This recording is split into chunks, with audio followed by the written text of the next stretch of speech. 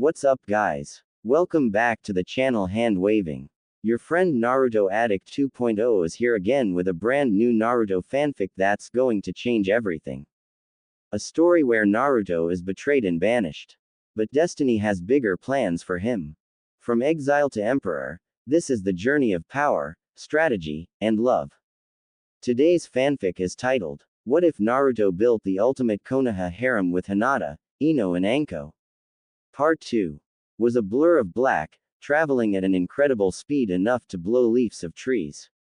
His eyes were vacant and unaffected by the speed-induced tunnel vision, for his mind was elsewhere, but his body knew the woods and the land by memory acquired over the years of his childhood. He was at war with himself. And the more he fought with himself, the greater his speed increased, as though he were attempting to flee from his turmoil. He was fast like the wind. It was not very surprising given his parentage, especially his father, Namikaze Minato, widely known and accepted as the fastest man alive. Even Uzumaki Naruto needed reprieve once in a while. He relieved his concerns by running. There weren't many things that got him worked up or frustrated, but when he ran.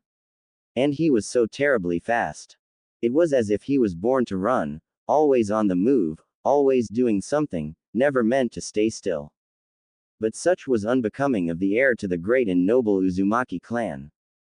Hattori would not accept his antics, not even when he was a playful child filled with joy and curious wonder.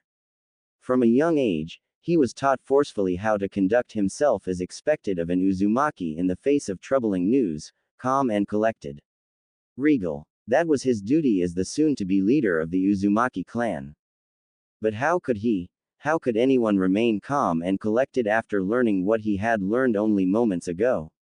The truth weighed heavy on his mind. Flashback. This, my boy, is the true reason behind the silent massacre of Uzushiogakure. His eyes widened, scanning the contents located in the wall of the room. He slowly approached the wall as he examined the contents of the containers. He had no idea what the fleshly samples were of or who the vials of blood belonged to, but the eyeballs suspended in preservatives were easy enough to recognize. He felt an eerie sensation run down his spine.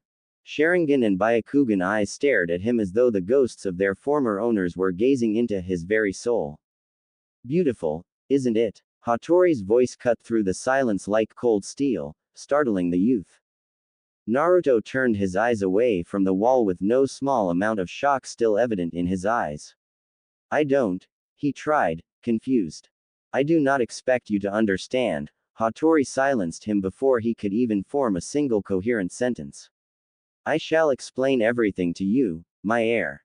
I shall explain to you that which only few in this world have ever known. You should be honored.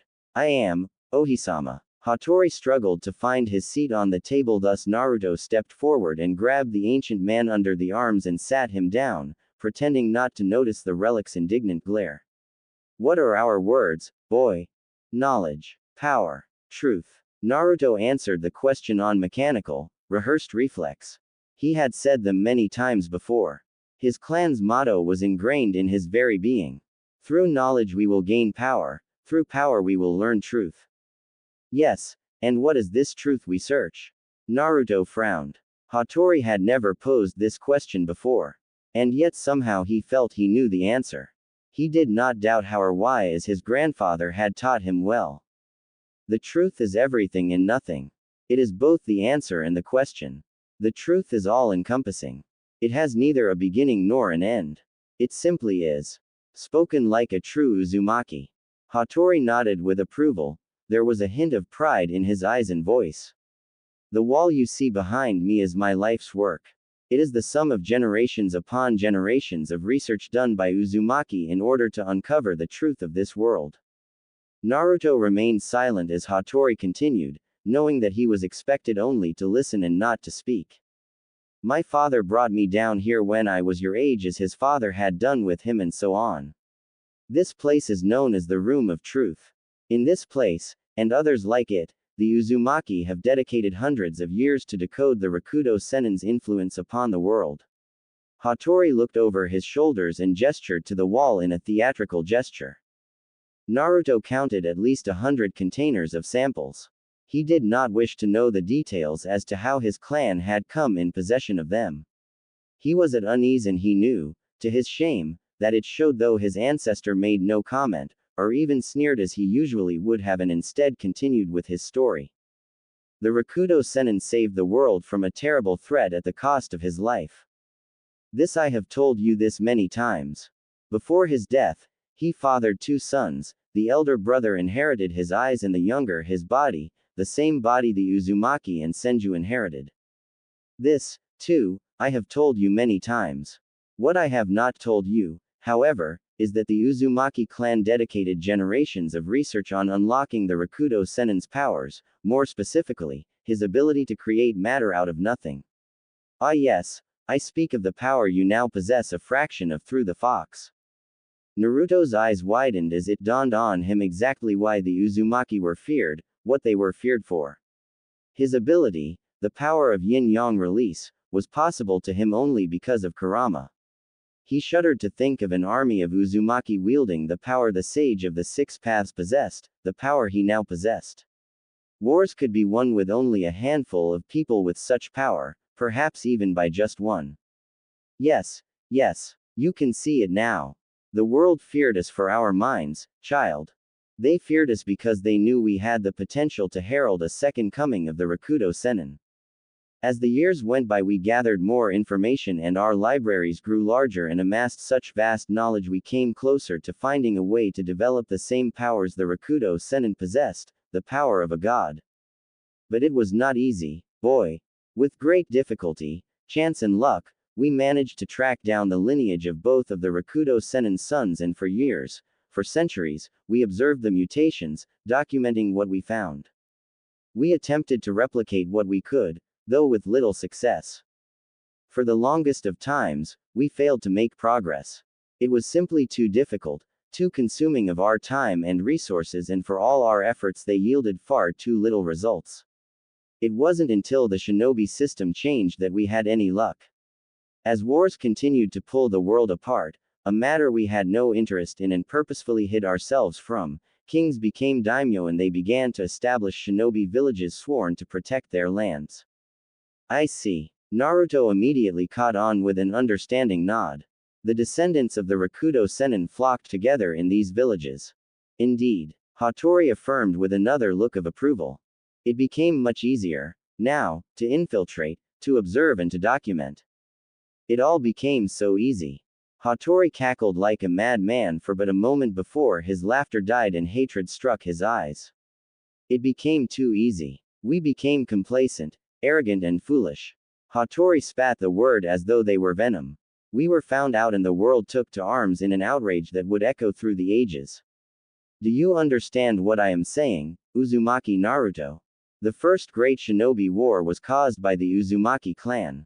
Unclear on how he was supposed to process or even begin to accept this shocking and disturbing news, Naruto mulled over the information. He was raised to believe the Uzumaki were a people of knowledge, yes, but to think the knowledge they pursued was one known only to a man likened to a god, and the methods they used to pursue this knowledge. I never once taught you to believe the Uzumaki were saints, Hattori said quietly. In truth, Uzushiogakure was hidden not only for our safety but also because of our need to preserve secrecy. We hid ourselves from the world as we garnered more knowledge, developed more weapons and jutsu. In the end, we were so involved in our own affairs that we were not ready for the onslaught brought down upon us by the rest of the world. They came for us. They eradicated us. And then they destroyed all the evidence. The relic clenched his veiny fists in unbridled hatred. Our name has no meaning anymore, child. Once it would have made entire armies crumble in fear. And now, no one will know whom you speak of. Our enemies and even our former allies destroyed all evidence that we ever existed. It was one of the terms in the treaty that ended the war we caused. The Uzumaki have been forgotten. 1. Suffice to say, Naruto would never be the same after learning the true cause for the silent massacre of Uzushiogakure. He once believed his people were a proud people that sought knowledge and wisdom first and foremost. And now, he didn't know what to think. All he knew was that the Uzumaki, for all their greatness, were not necessarily great people. Still, he decided after a long moment of silent deliberation. Perhaps the Uzumaki were no saints, if Hattori was any indicator that was not surprising, and perhaps their ambitions were obscure and their methods deceitful, but that was in the past. He had to look towards the future. One day soon he would be the head of the revived Uzumaki clan in the revived Uzushiogakure. That was his purpose. That is what he believed to be the only thing that truly mattered now. Our enemies made the same mistake we did, Naruto said in a whisper to the relic. Uzushio's enemies were as foolish as we were. They did not exterminate the entirety of Uzu no Kuni. You said it yourself, Oji-sama, there are other Uzumaki out there, scattered across the world. And it shall be your task to bring them back and enlist their help in the revival of Uzushiogakure. Hattori stroked his beard as he eyed Naruto. The few that stayed with me left many years ago. Your mother was one of the last to leave. The time has come for you to recall them. And together, you will restore our clan, our way of life and our purpose. Naruto bowed his head deeply. Yes, Oji-sama. It was just then, when he raised his head, that he saw it. Across the room, suspended in preservative liquid amongst dozens of others' containers. A Byakugan with a pattern unlike any other stared at him. End flashback. Naruto came to a stop as he jumped into a clearing, kicking up a sizable mound of dirt as he came to a grinding halt. Kurama. He clenched his fists as he tried to relax his breathing. I pretended to be at peace with the true nature of my clan for Oji-sama's sake, but how can I truly accept this? That is a question I cannot answer for you, Naruto, was the Biju's response. But perhaps, you do not need to. How? The Jinchuriki asked. I am starting to believe Oji-sama will not pass anytime soon. His condition hasn't gotten worse at all over the years. That is strange, indeed, Kurama agreed with a thoughtful tone. Be mindful of the relic, Naruto. He does not have your best interest in mind, only that of his own ambitions. I sense the malice in him, but how can you be certain it is directed at me? The fox replied to his question with another. Tell me, Naruto, do you think he would hesitate to take your body for his own if he still had such power in him? He paused for a moment as he gave the question some serious thought. No, I do not think he would hesitate if he could. The fox let out a low growl. You who have the power of the Uzumaki Kusari and through I the power of the sage, indeed, he would sacrifice you within a heartbeat, just like he did with that woman. Naruto stiffened. Her name is Taji, Kurama. He hid his resentment poorly. Please try to remember it. The woman who raised you is gone, Naruto. You know this. I know, he forced himself to acknowledge. But I will save her, Kurama. Perhaps not. Naruto held his hands in front of him. With these hands and the power you gave me, I will do it. Black flame-like chakra swirled around his left hand whilst white chakra came to life in his right. Onmyoten. 2. Careful, and be mindful of balance and purpose. Those were the two prerequisites of yin-yang release, balance and purpose. Yin and yang needed to coincide in harmonious conditions and the use of each had to have a purpose. Without either, untold calamities could occur within an instant. Good, now picture what you want in your mind, carefully. Naruto pressed his palms together as he pictured his desired object down to the tiniest of details and then held out his right hand and said in a commanding tone. Banbutsu Sozin. Bow. Creation of all things. Staff. Black chakra gave shape to the staff and white chakra gave it substance. Naruto's fingers grabbed curled on the frame of a tall and intricately designed bow staff complete with complex engravings and Uzumaki clan tassels. He twirled the staff in his hand, deftly maneuvering it with his fingers as he went through several katas. You will have to improve on your onmyoten if to ever construct a body for me. I know, Kurama, Naruto replied, breathing heavy. Using his yin-yang release left him winded as he settled down on the grass. If I possessed the Rinnegan it would be considerably easier. Perhaps. Naruto took a deep breath and wiped the sweat off his forehead. Takes it out of you, huh? Said a smug voice. Naruto didn't bother turning. He sensed the resurrected Tenjin long before he arrived and tossed the staff over his shoulder. This should do as a replacement for your old one. Tenjin caught the bow and twirled it in a similar fashion.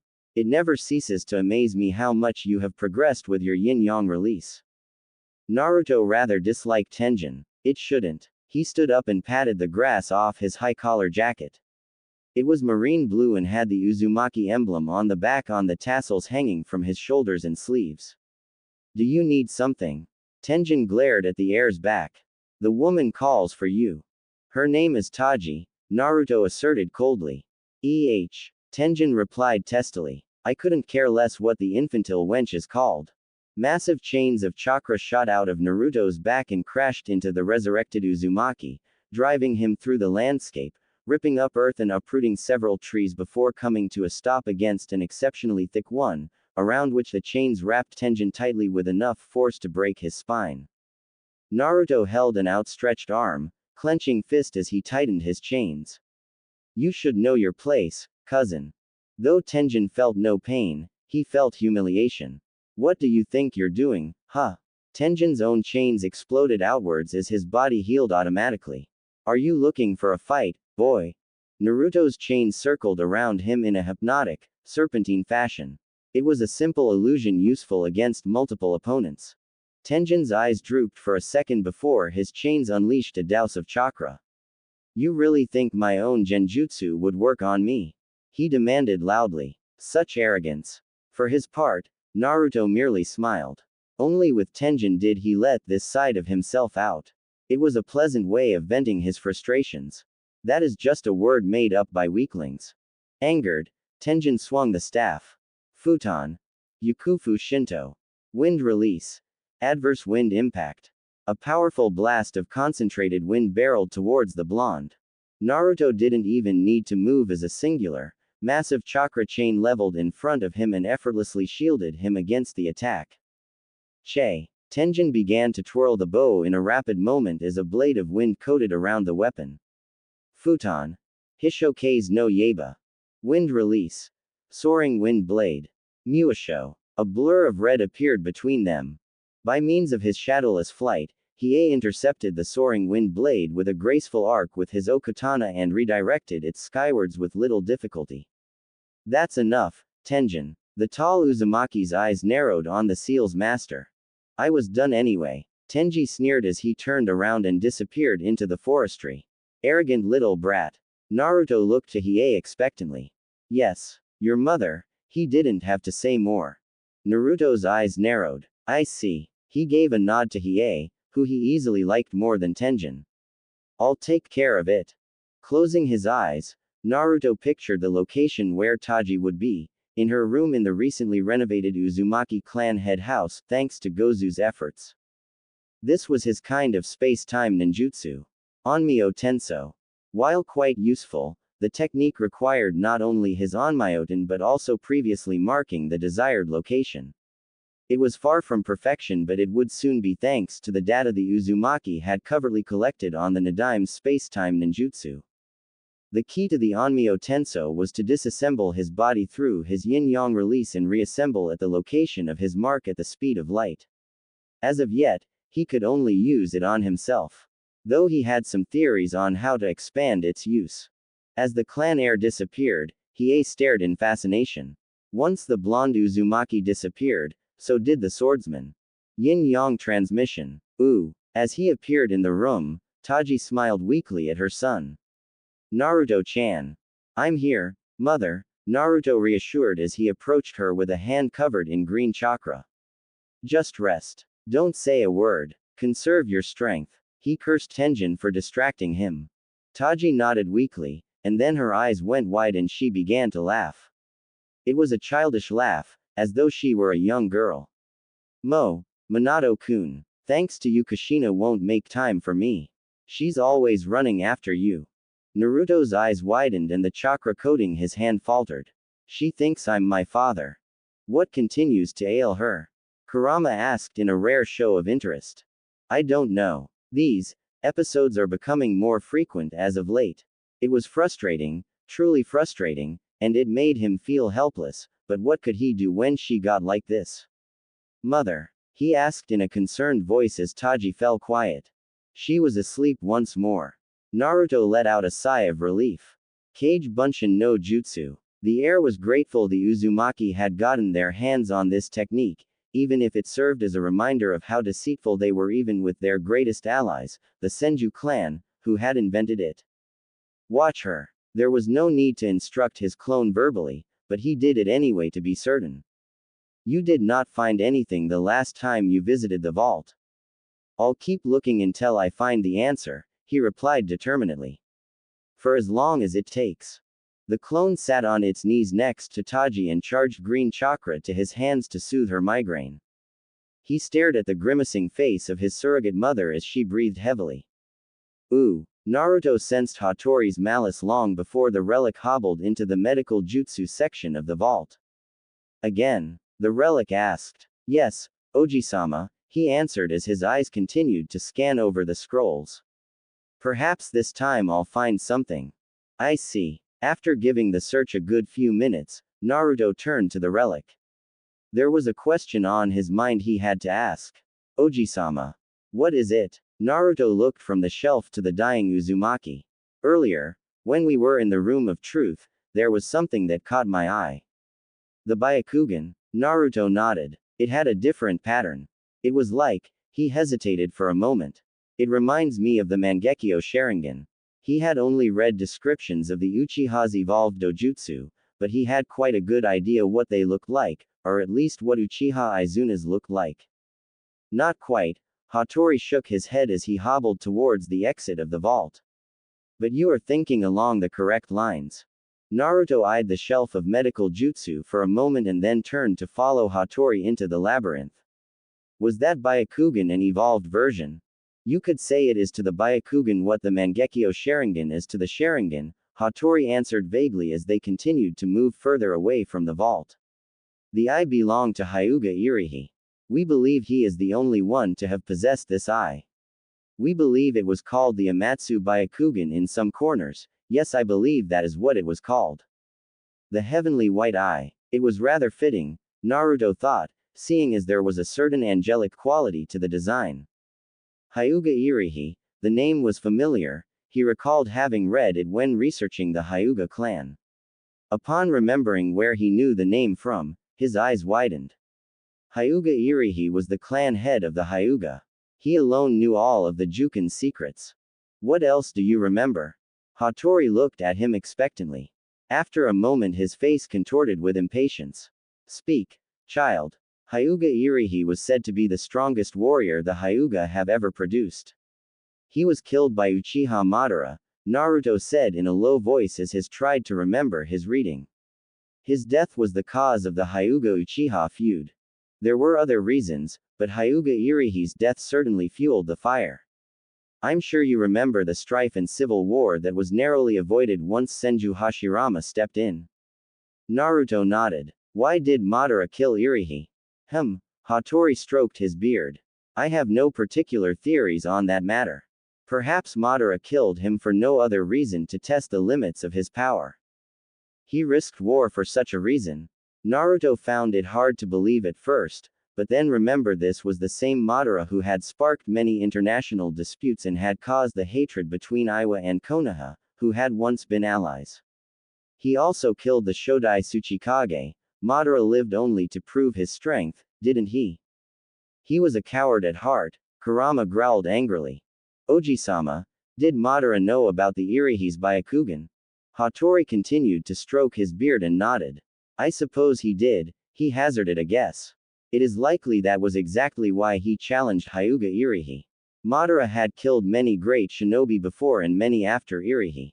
I would not be surprised if he wanted to measure up his Mangekyo Sharingan to the Amatsu Byakugan. What happened to the other eye? Naruto queried. They were now back in the room of truth. Hattori stared at the eye. Madara destroyed it, he answered gruffly. He killed Irihi and left his body to be burnt by the flames of his Amaterasu. He was foolish to do so. There were Uzumaki present. The notion of it didn't sound so strange now that he knew the true nature of the Uzumaki clan. They used Zetsu to observe, didn't they? 3. Zetsu was an application of Uzumaki Kusari to completely and utterly hide one's presence. The chains essentially suppressed chakra to the point not even seasoned sensory ninja could detect the user's presence. The Uzumaki most likely developed it purely for their espionage, he now realized. They did. Hattori did not elaborate further. Fetch it for me, boy. My chains of enlightenment have long since disappeared. There was a tone in his voice his heir couldn't quite comprehend, but he did as he was told. Raising his arm, thin chains came into existence, leaping out of his sleeve to the handle of the container. As he was an Uzumaki, there was no resistance from the seals, and with little effort, he carefully pulled it out of its sockets. Redirecting the chains, he gently put down the container on the cleanest of the tables. Naruto joined his ancestor and examined the eye closely. It appeared to be like a normal Byakugan, retaining its regular white color, only there was a pattern ingrained in the eye that stood out, a svastika pattern. And svastika is the Hindu mark that looks like a right-facing swastika. It is used for the Hyuga clan's cursed seal in the manga. Look on my author profile page for an image of the Amatsu Byakugan. The eye pattern looks like the Hyuga clan's Juinjutsu, Naruto noticed with surprise. These 4 arms, what do you suppose they mean? Hyuga Irihi was known for his unique Juken. It was said could destroy even diamonds with a single move. There is a possibility that his Juken was so powerful due to his Amatsu Byakugan. Then Naruto remembered something else. Oji-sama, I remember reading Hyuga Irihi's Byakugan was so powerful it could look into the future. You don't suppose it's possible? It is possible, Hattori agreed before he could finish his thought.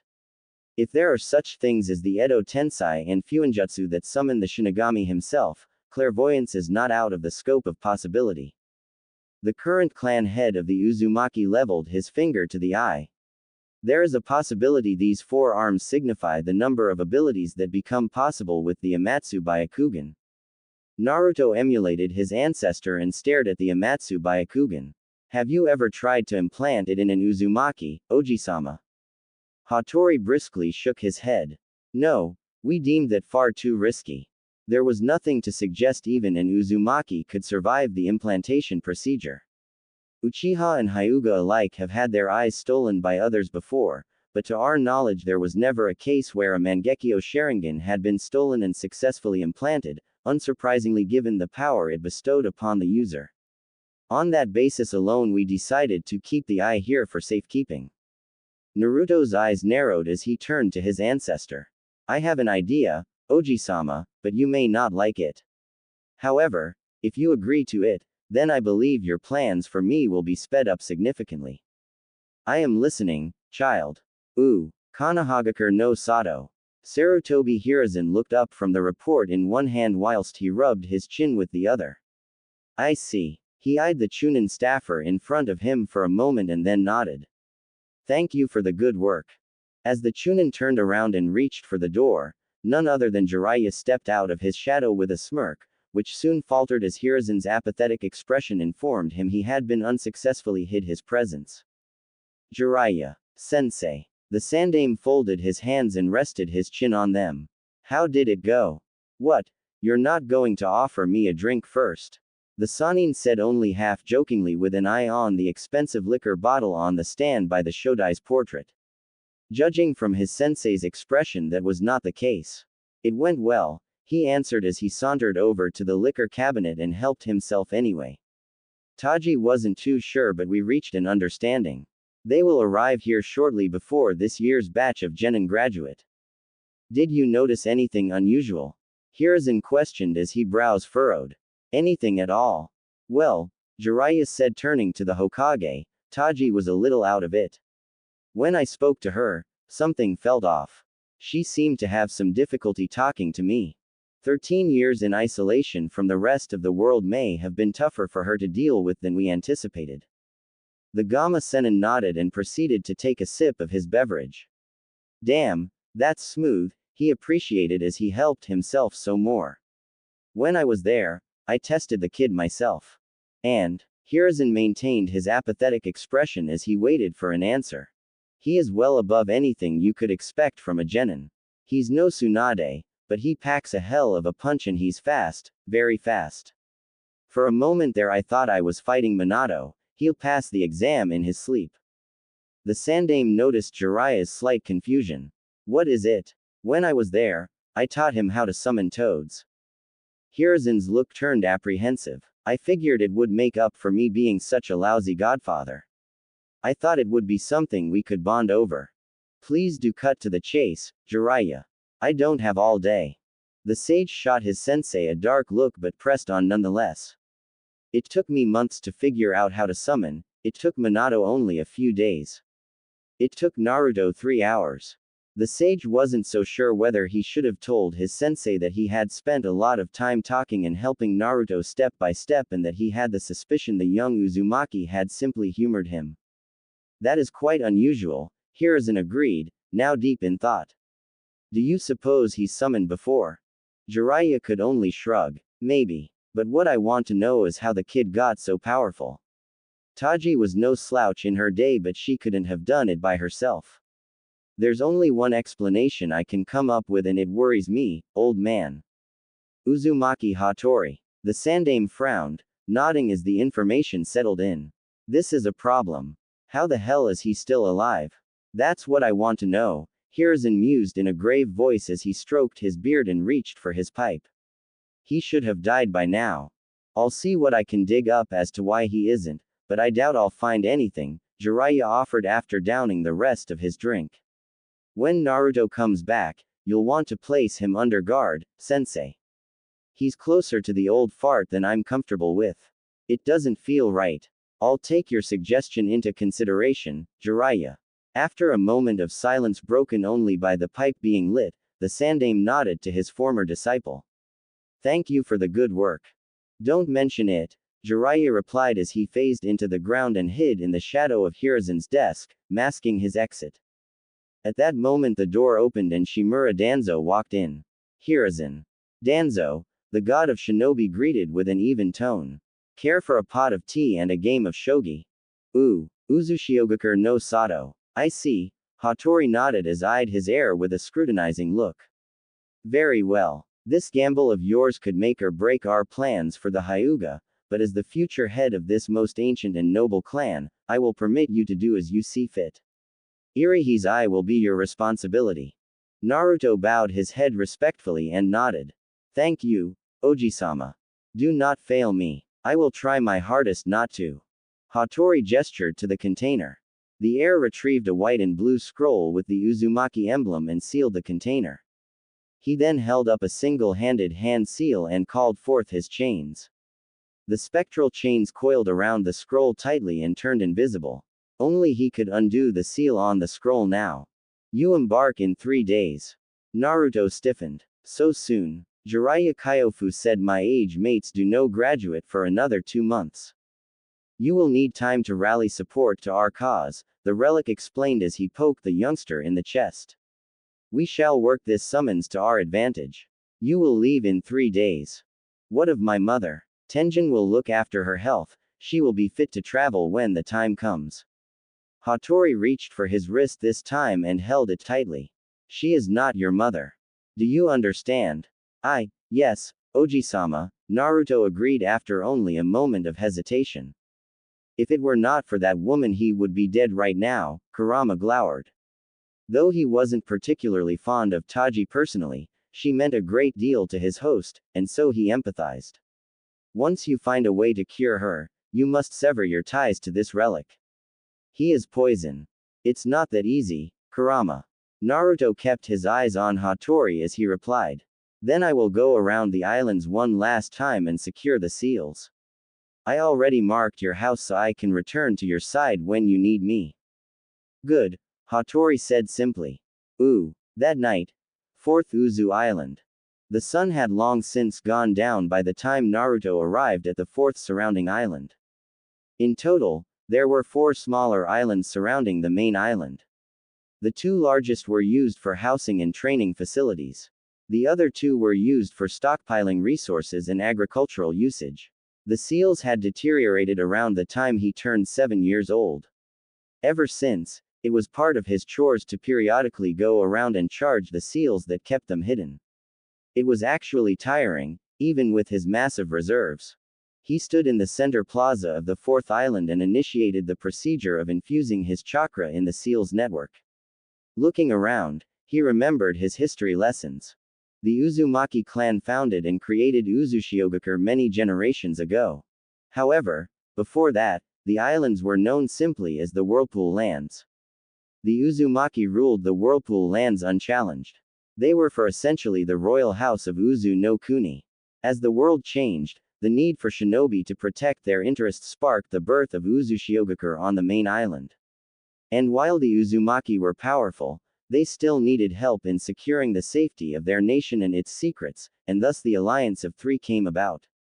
This alliance consisted out of three clans: the scholars of the Uzumaki clan, those one with nature of the Uragu clan, and those that ruled the oceans of the Hazuka clan. 4. Under the laws of this alliance, the Uzumaki resigned their claim to royalty and became equals to their partners. They were given jurisdiction over the main island upon which Uzushiogakure was built.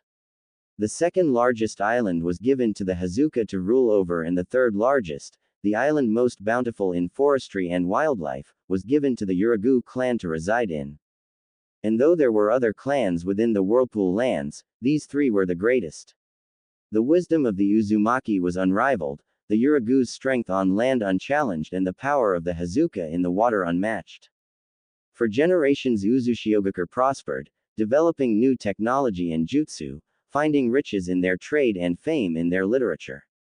They were hidden from the world, and even if their precise location could be found, one would have to be a fool to challenge the Hazuka to get to the island and the Yaguru in the forests to reach the residential areas. Unfortunately, the harmony within the alliance of three would not last forever. Though no longer royals, the Uzumaki were still revered as such, and they were influential, far more so than the Hazuka, who resented them because of it. This resentment led to hatred, and before long a short-lived civil war erupted. The Yaguru sided with the Uzumaki whilst the Hazuka rallied some of the minor clans, amongst which the budding Kagaya clan, the traitorous cousins of the Uzumaki. By the end of the war, the alliance of three was broken. The Hazuka escaped with their allies and settled in the land of water, where they would one day establish the hidden mist village. Soon after, they betrayed the Kagaya clan and had them annihilated. Those who surrendered were allowed to live in captivity, let out only when the Mizukage had enemies to kill. They lived pitiful lives, but they had betrayed their cousins, and thus there was neither pity nor salvation for them. Not even when the purges began and those with Kekkei Genkai were rounded up and eliminated. Even to this day, Hattori hated the Hazuka with a passion. Should you ever come across members of that traitorous clan, it will be your duty to take their wretched lives. The relic had snarled. The Yaguru clan split up after the Civil War. While the majority stayed part of the meld, small numbers defected in the dead of the night, never to be seen again. The Uzumaki clan were left to pick up the pieces. And though they recovered, without the Hazuka protecting their surrounding waters and shores, they were never truly as safe, no matter how much they improved their defensive seals. It was possible that if the alliance of three had never failed, the silent massacre of Uzushiogakure may not have occurred.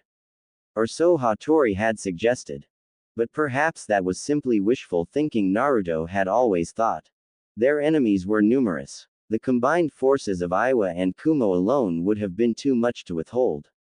And they were not alone. There had been others, minor villages such as Kusa, who were once on friendly terms with Uzushio before their fall from grace, and the Hidden Waterfall, who had aimed to hurt Konoha through removing their allies of the Whirlpool Lands. Though never quite substantiated, there was a chance several Hazuka clan cells had been involved in the attack as well. So many enemies, Naruto mused under his breath. He felt a familiar chakra signature approach and turned to face the lumbering form of Uzumaki Gozu. The taijutsu master was carrying massive stone pillars on his shoulders. He quite liked Gozu. The man had been rather helpful in rebuilding parts of the islands. Uzushiogakure was fully cleared from debris and even restored significantly months after he was resurrected. Ever since, he had been going around the islands, making repairs here and there and clearing areas for remodeling. Naruto-sama. The heir nodded to the giant. Gozu. He greeted in kind. Helpful as always, aren't you? Gozu stamped over to the center of the plaza and laid down the pillars. Your training with me is over, there isn't much else I can do to be useful. Is death so boring you would rather labor for eternity than return to it? It wasn't a mocking question. Naruto was rather interested in finding out more about his ancestor, who had been almost as quiet as he about his life. Gozu gestured to his muscular frame. I've never been one to fit in with the clan, Naruto-sama. Aside from my red hair, I've never been like the others, never much of a thinker. I enjoyed the heat of battle more than anything, to crush skulls with my hands and to rip people apart. Naruto eyed the brutish Uzumaki silently, curiously. I had my uses, sure, but I was never that useful. The only thing I ever did right was killing. And the clan never saw me as good for nothing else. And you want to prove them wrong by rebuilding Uzushio by hand. Gozu rubbed the back of his head and smiled sheepishly. It was rather grotesque. I guess it's foolish, but I feel like I should to do something to contribute. I don't want to go down in history as an animal on a leash. And you never will. Naruto then decided to change the subject. I leave in 3 days. So I heard. The heir smiled wryly. Will you miss me? Gozu chuckled and went about his business without answering the question. Naruto eyed his muscular back for a moment and then dissolved into black and white, disappearing by the means of his yin-yang transmission. 3 days later. They were packed and ready to go. Taji had bounced back from her episode and appeared to be her usual self once more, happy to finally leave the island and looking forward to reuniting with her friends in Konoha. Whatever Tenjin did to her, it seems to have worked, Naruto thought as she hummed to herself while they headed to the shores where Hattori would await them by their boat to see him off. If he had to be honest, he was anxious. Uzushiogakure was his home, it was all he knew, all he had ever known since he was an infant. To this day he had never interacted with others his own age. No, he did not have the privilege of normalcy. That was something Hattori had begrudged him. Taji eyed him with a curious, knowing smile. It'll be alright, Naruto-kun. You're going to love Konoha. Oh, it's been so long, I can't wait. He smiled thinly for her sake. At the same time, he carefully hid his clenched fist. How long would his surrogate, no, his mother last like this? She looked healthy and energetic now, but how long before her next fit? And what would he do then? The mind is a fragile thing, Kurama said in response to his worries. The woman, Taji, he said the name knowing his host would comment otherwise. These episodes of her give the impression her mind is shifting to various times in her life. I believe it's a coping mechanism against the relic's manipulations. That explains why she mistook me for my father the other day, the heir nodded to himself. Then, do you suppose whatever it is Tenjin is doing is resetting her mind?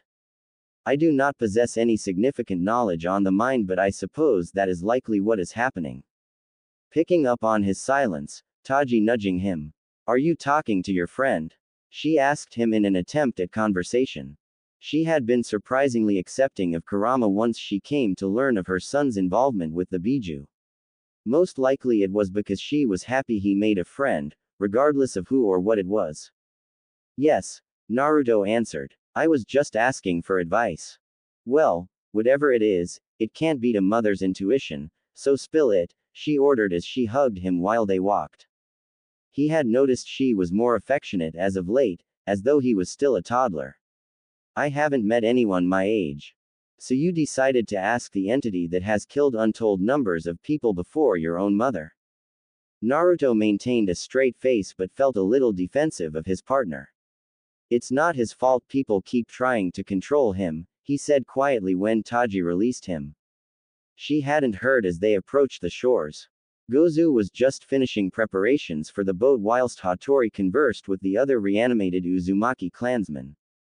Che, I guess we're going back to sleep then, Tenjin scowled as they approached them. At least we had more time than Hiro, Gozu offered diplomatically. Tenjin snarled at the brutish-looking Uzumaki. Quiet you misfit. Hiei merely sighed at Tenjin and told the Gozu to ignore him. It is time we return to the plane of the dead. Our only request is that you call upon us once more when you need us. We shall call upon you once more when the time comes, Hattori assured as he turned to them. Your cooperation and contributions will not be forgotten. The relic turned to his heir and nodded. Naruto waited for Gozu to finish uploading the boat and join the others before going through a long string of hand seals. Edo Tensei. 4 coffins materialized and 3 fell open while the 4th remained shut. I'd like a minute with him, Naruto asked the relic. There is something I must do. Hattori curled his nose in disgust. 1 minute, he growled. The 4th coffin fell open and out stepped Uzumaki Hiro, eyes opening slowly and blinking many times. This is unexpected. The others said nothing, deciding to stare intently at the air instead. I wish to thank you for training me. Without you, I doubt I would be as formidable as I am today. Hiro said nothing for a long moment, staring at him long and hard. You have the greatest potential I have ever seen. All I did was point you in the right direction. You will not be forgotten. Their eyes locked meaningfully. The story of Uzumaki Hiro will be told truthfully and in its entirety. Hattori grumbled and stroked his beard. That is right, traitor. You will go down in history as a betrayer. Hiro smiled thinly. Do as you please. Goodbye and thank you. Naruto then went through another string of hand seals and held the boar hand seal. Edo Tensei. Kai. They said nothing as they disappeared. There was no need for words, only actions could truly repay them for their contribution. And he would see to it that he did. Now summon the guardians, Hattori instructed as the decomposed corpses used for the Edo Tensei dropped into the coffins and vanished along with them. Bah, why must you summon those damnable creatures? Kurama snarled with disgust. Even I am affected by their unnatural presence when you summon those abominations. It is just a precaution, Naruto answered mildly as he moved a small distance away from the shore. This may be a tight fit, he mused as he finished on the final seal, the tiger hand seal. He then slammed his hand on the ground and pushed a tremendous amount of chakra into his summoning jutsu. Kuchio's no jutsu, Kaigen Shuganan no Rokushi. Summoning jutsu. Enlightened 6 guardians. With great, building-sized bursts of smoke the guardians appeared. The first to appear was the largest in size and the leader of the great lion-dog hybrids of legends, the Shisha. Its legs and paws were a shade of pearly white and its fur was the color of crimson fire. It had a white cloud for a mane and tail that flowed like fire and its eyes were amber and slit. You called and we have come, Uzumaki Naruto-sama. The lion dog's voice was deep and wise. It pleases me to see you. And me as well, Bodai, Naruto returned. He then regarded the others behind the lion dog. How have you all been? Bodai spoke for his pack, such was his right as the alpha male. We are in good health and eager to serve, Naruto-sama. The other Shisha bowed their gigantic heads in respect of the heir. Naruto remembered Hattori's words and allowed them the show of formality. They were Shisha, the guardian lions of the Uzumaki clan. Long ago, the Uzumaki, for a time, dabbled in the obscene and obscure art of alchemy and fuinjutsu transmutation to enhance their fuinjutsu-styled ways of combat. Initially they had aimed to find ways to create chimeras, humans with the DNA of certain animals that could potentially allow them to actually turn into them. There was a lot of merit to their research, and not simply out of military interest. Of course, Naruto now realized how it would have aided their espionage. From that attempt, they tried to create new species through genetic manipulation, using mythical animals for their design. They based most of their work on lizard DNA, certain types of fish, mammals and bird. Then one day, long before the Alliance of Three was formed, the island was suddenly overrun with the Shisha, the noble lions of enlightenment that expressed their disgust at the actions of the Uzumaki clan. The Shisha were a noble species left by the Rakudo Sennin to be the guardians of nature. The aggressions against the sanctity of natural life committed by the Uzumaki had been grave enough to warrant the entire Shisha clan to appear before them. Of course, the Uzumaki clan had tried to reason with them, not wanting to go to war a mythical race that easily bypassed their seals. In the end a deal was struck that left both sides standing. The Uzumaki ceased their meddling with life, and in return, the Shisha swore fealty in the form of a summoning contract. The 6 strongest were to be forever bound to the island, never to refuse protecting it when the time came, regardless of how their relationship with the Uzumaki could change. Bodai was the alpha of the pride. He and his mate and their 4 children were chosen to be bound to the island permanently. The rest of their kin remained in their land under the lead of the new alpha, Bodai's brother. Their relationship with the Uzumaki had changed very little, but they still answered to their calls. Though, that was before the silent massacre of Uzushiogakure, during which many of the enlightened lions fell whilst protecting Uzushio and the surrounding islands. Naruto would have words with Bodai's brother soon to rekindle the bond of the Uzumaki and enlightened lions. Bodai, today I embark on my journey to Konoha. There may be a time where I need to call upon your kind. You have no yet affirmed the pact with my brother Guze, Bodai said in thought. Until you do, you can temporarily relinquish one of us from our station to come to your aid. I suggest you choose my eldest, Mido, as your familiar. Naruto eyed Mido carefully. He was second to his father in combat ability and fourth in wisdom. He shook his head as he came to a decision. I will call upon you, Bodai, to assist me when it is necessary. My lord, I urge you to reconsider. Naruto didn't have to. I shall call upon you, Bodai. Such is my right, is it not? The great lion bowed its head and his kin followed. That it is, Uzumaki-sama. Naruto could feel Hattori's proud eyes on him. Then it is decided. For now, the 6 of you will remain on this island. If your sons wish to mate, their partners may live with them, provided they contribute in your duties. We thank you for your generosity. Hattori hobbled alongside Naruto as they neared the boat. Lay your mark here, boy. I shall await your return. Take care you are alone when you use your Onmyo Tenso. I will, Oji-sama. They set sail not long after that. The boat Gozu had built them was modest but sturdy, modeled after the ships made by Uzumaki shipwrights in cooperation with the Hazuka clan. Clones manned the deck whilst Naruto and Taji were in the kitchen, quietly enjoying their meal and deep in thought of what was to come when they embarked on the coast in Nami no Kuni. From there they would cross the border into Hai no Kuni and make their journey to Konohagakure no Sato. Naruto maintained a calm outward appearance but on the inside he wasn't sure what to think. He was nervous and uncertain. Never before had he left Uzu no Kuni. Never before had he stepped foot on soil that did not belong to his ancestors. You'll be fine, Taji assured him in a motherly fashion, resting a hand on his arm. Naruto merely nodded. Taji was ignorant of Hattori's plans for him once they arrived in Konoha. How would he do? He had never interacted with people outside of Hattori, Taji and Jiraiya on occasion. He had read up on the subject of human interaction in books he found in the vault dedicated to psychology. But would it be enough? He doubted it. 13 years of isolation would undoubtedly leave its mark in everything he did. He could only hope he would succeed.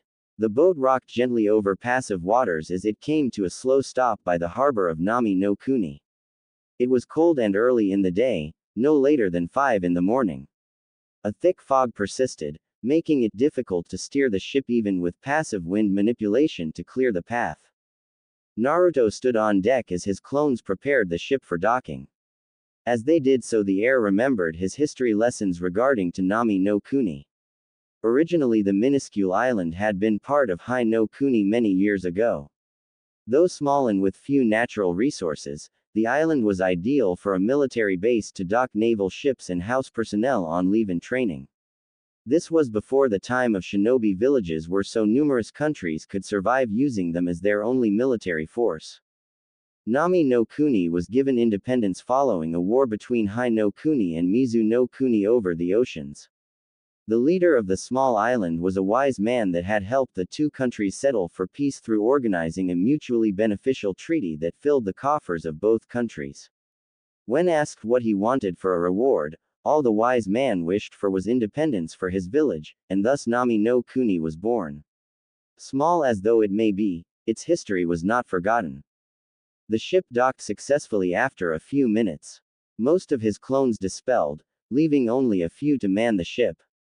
Taji joined him outside not much later, dressed in a warm cloak, rubbing her gloved hands together.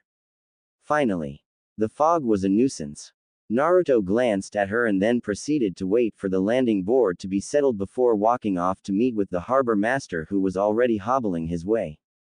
The harbor master was a frail, old man with a hunched back, a terribly trimmed beard and a walking stick that had seen better days. My, where did you get this beauty? He croaked, gesturing to the Uzumaki emblem on the side of the boat. I haven't seen one of those in a long time. It sure is a beaut. Thank you. Naruto pulled off one of his gloves and shook the harbor master's hand. For the old man to recognize the Uzumaki's emblem, he must have been at least 80 or 90 years old. Naruto knew it would be impolite to ask, deciding instead to go with his cover story. It was rather expensive. The harbor master laughed croakily. I would think so, that's an antique. It doesn't look so old though, must have been one hell of a renovation job. The old man gave him a suspicious look. Where'd ya get it? My grandfather is a collector. Naruto looked around the harbor to hide his apprehension. This was the first time he had interacted with a stranger.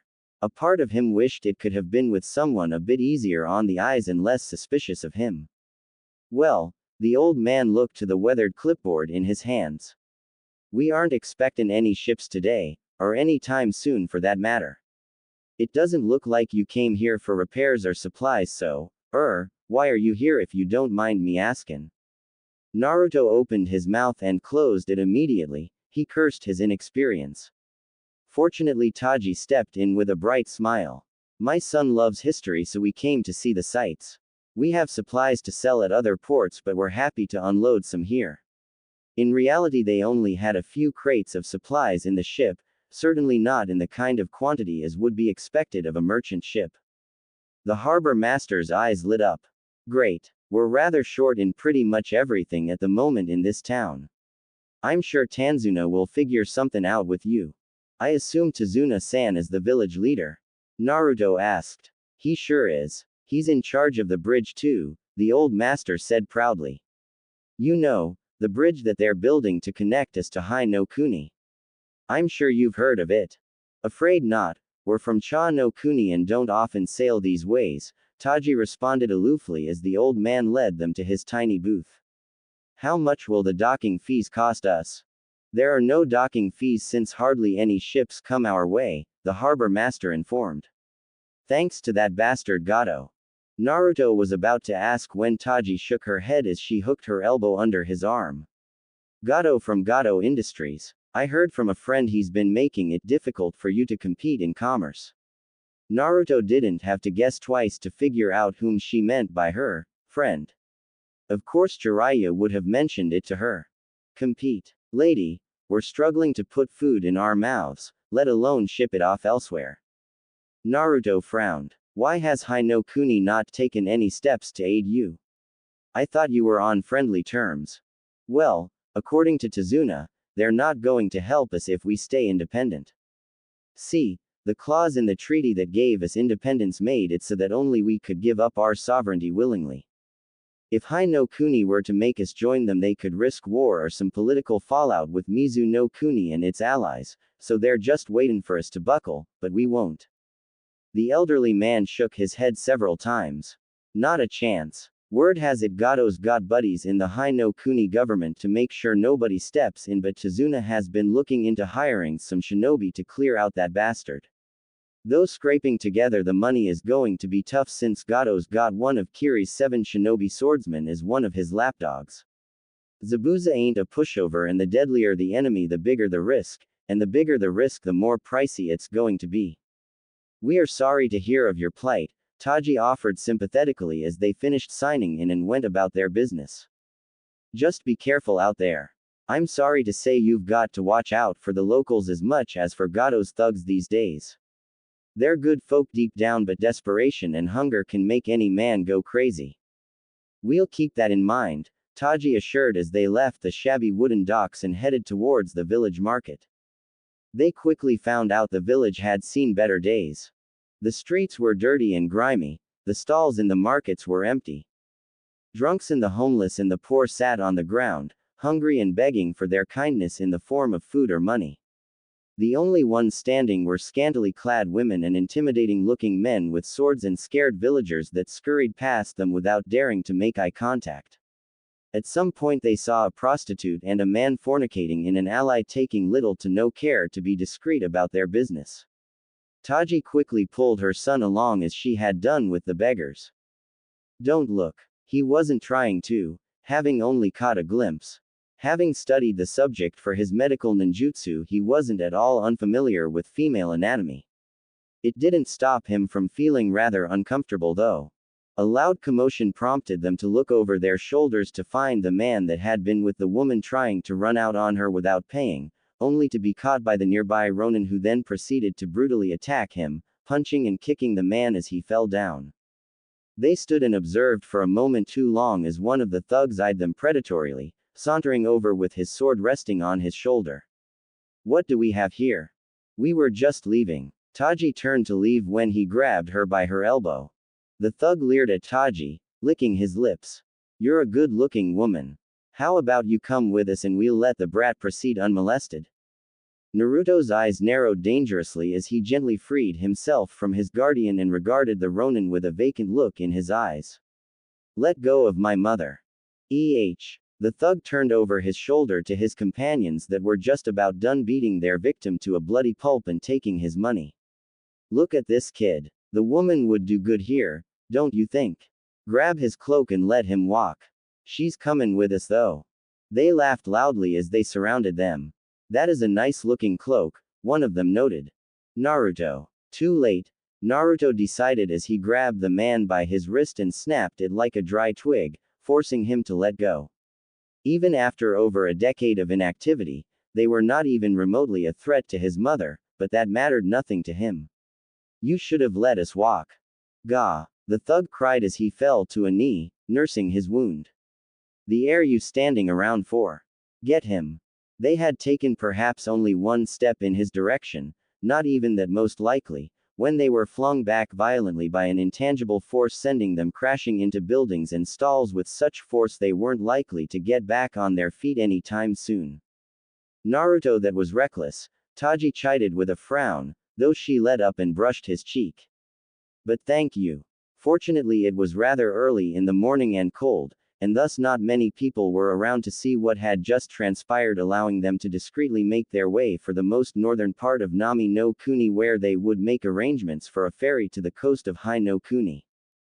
Their ship would remain in the harbor, under security and genjutsu seals which had activated shortly after they distanced themselves over 100 feet. The seals made their ship invisible to the eye to repel unwanted visitors. They would not have to return to their ship for a while, and if someone somehow got through their seals, there was nothing of true value on board, as Naruto had all their valuables sealed in a scroll on his person. A child came running up to them as they went about their business. He was no older than 6, covered in hardened dirty and rags and without any shoes or sandals to cover his soles. Can you please spare some food? My family is starving. The shinobi in Taji pushed for her to leave. The mother inside of her couldn't help but conflict with that side.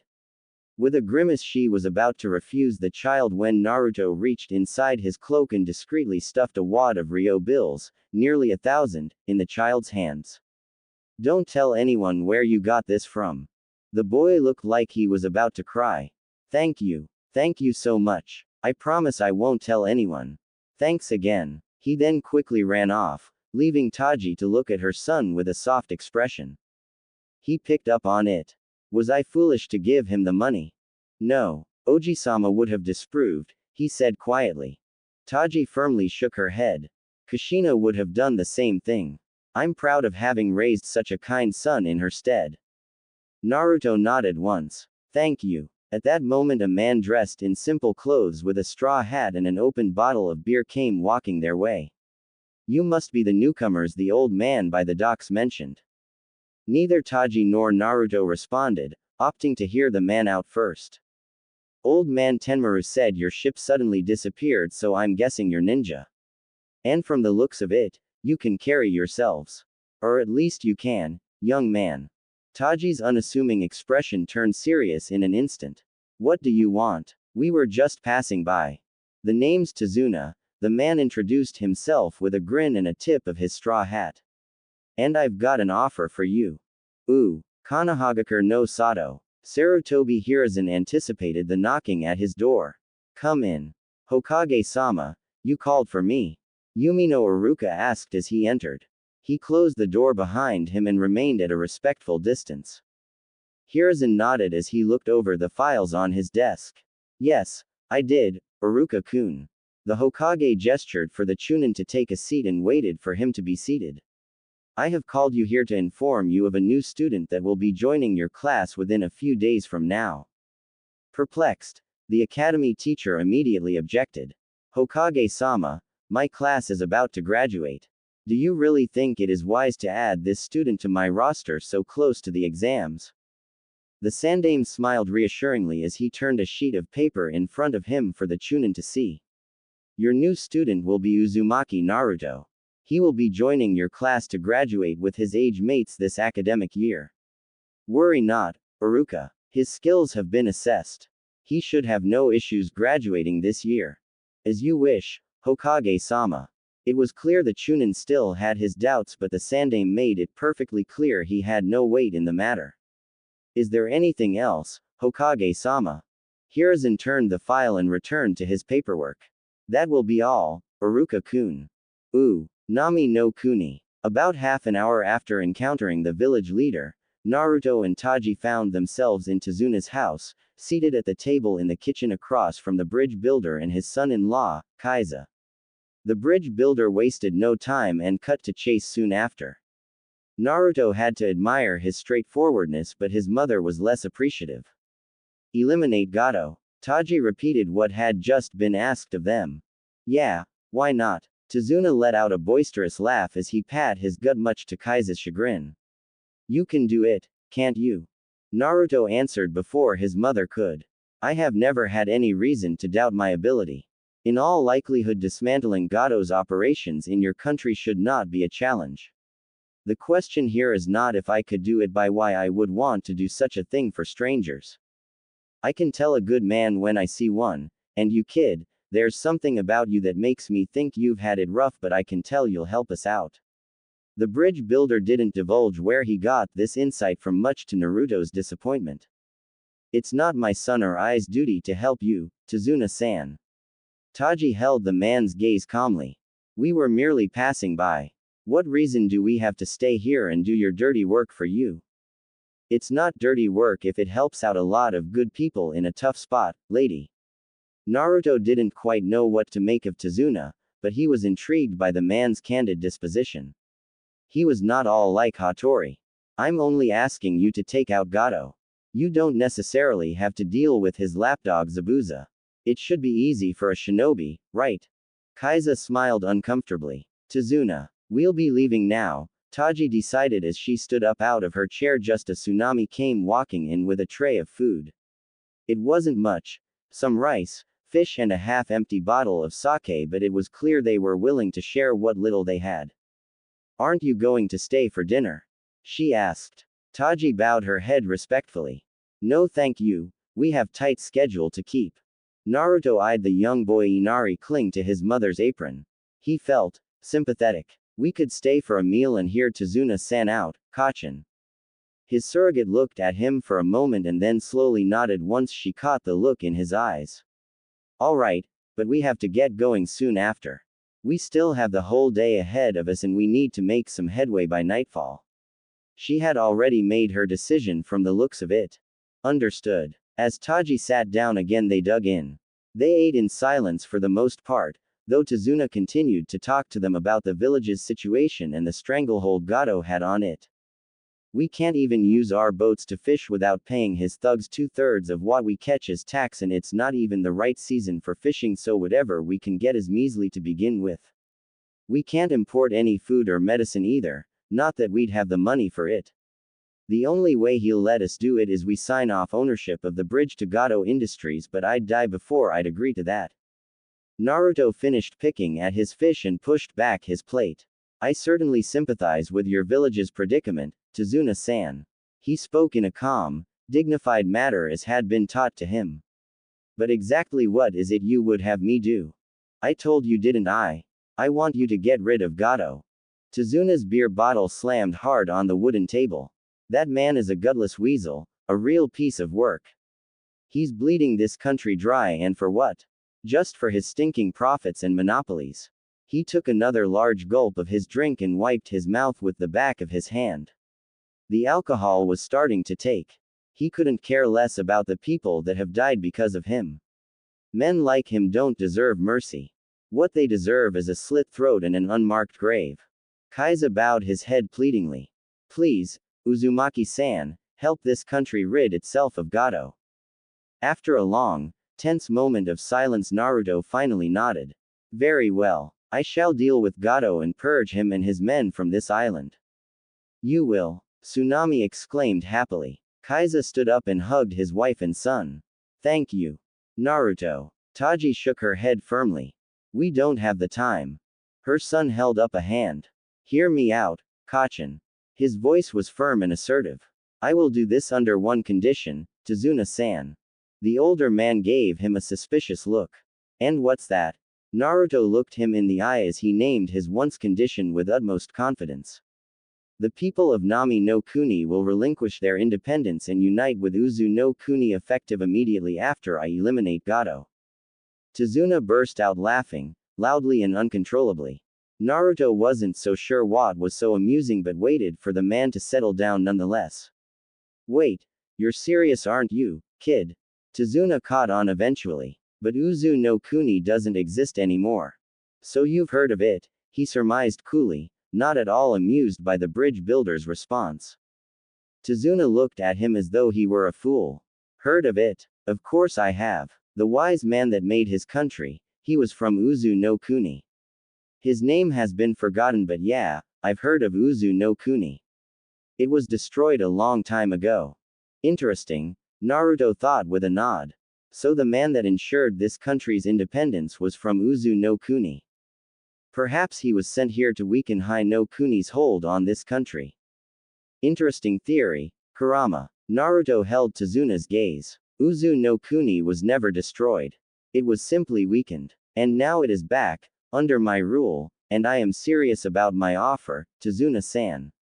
You can join me and benefit from my protection, or you can continue to struggle to make ends meet under the likes of Gato. Is he for real? Tazuna looked to Taji. She sighed. I'm afraid so. Naruto smiled thinly. You said you could tell a good man when you see one. You also said that I fit that description.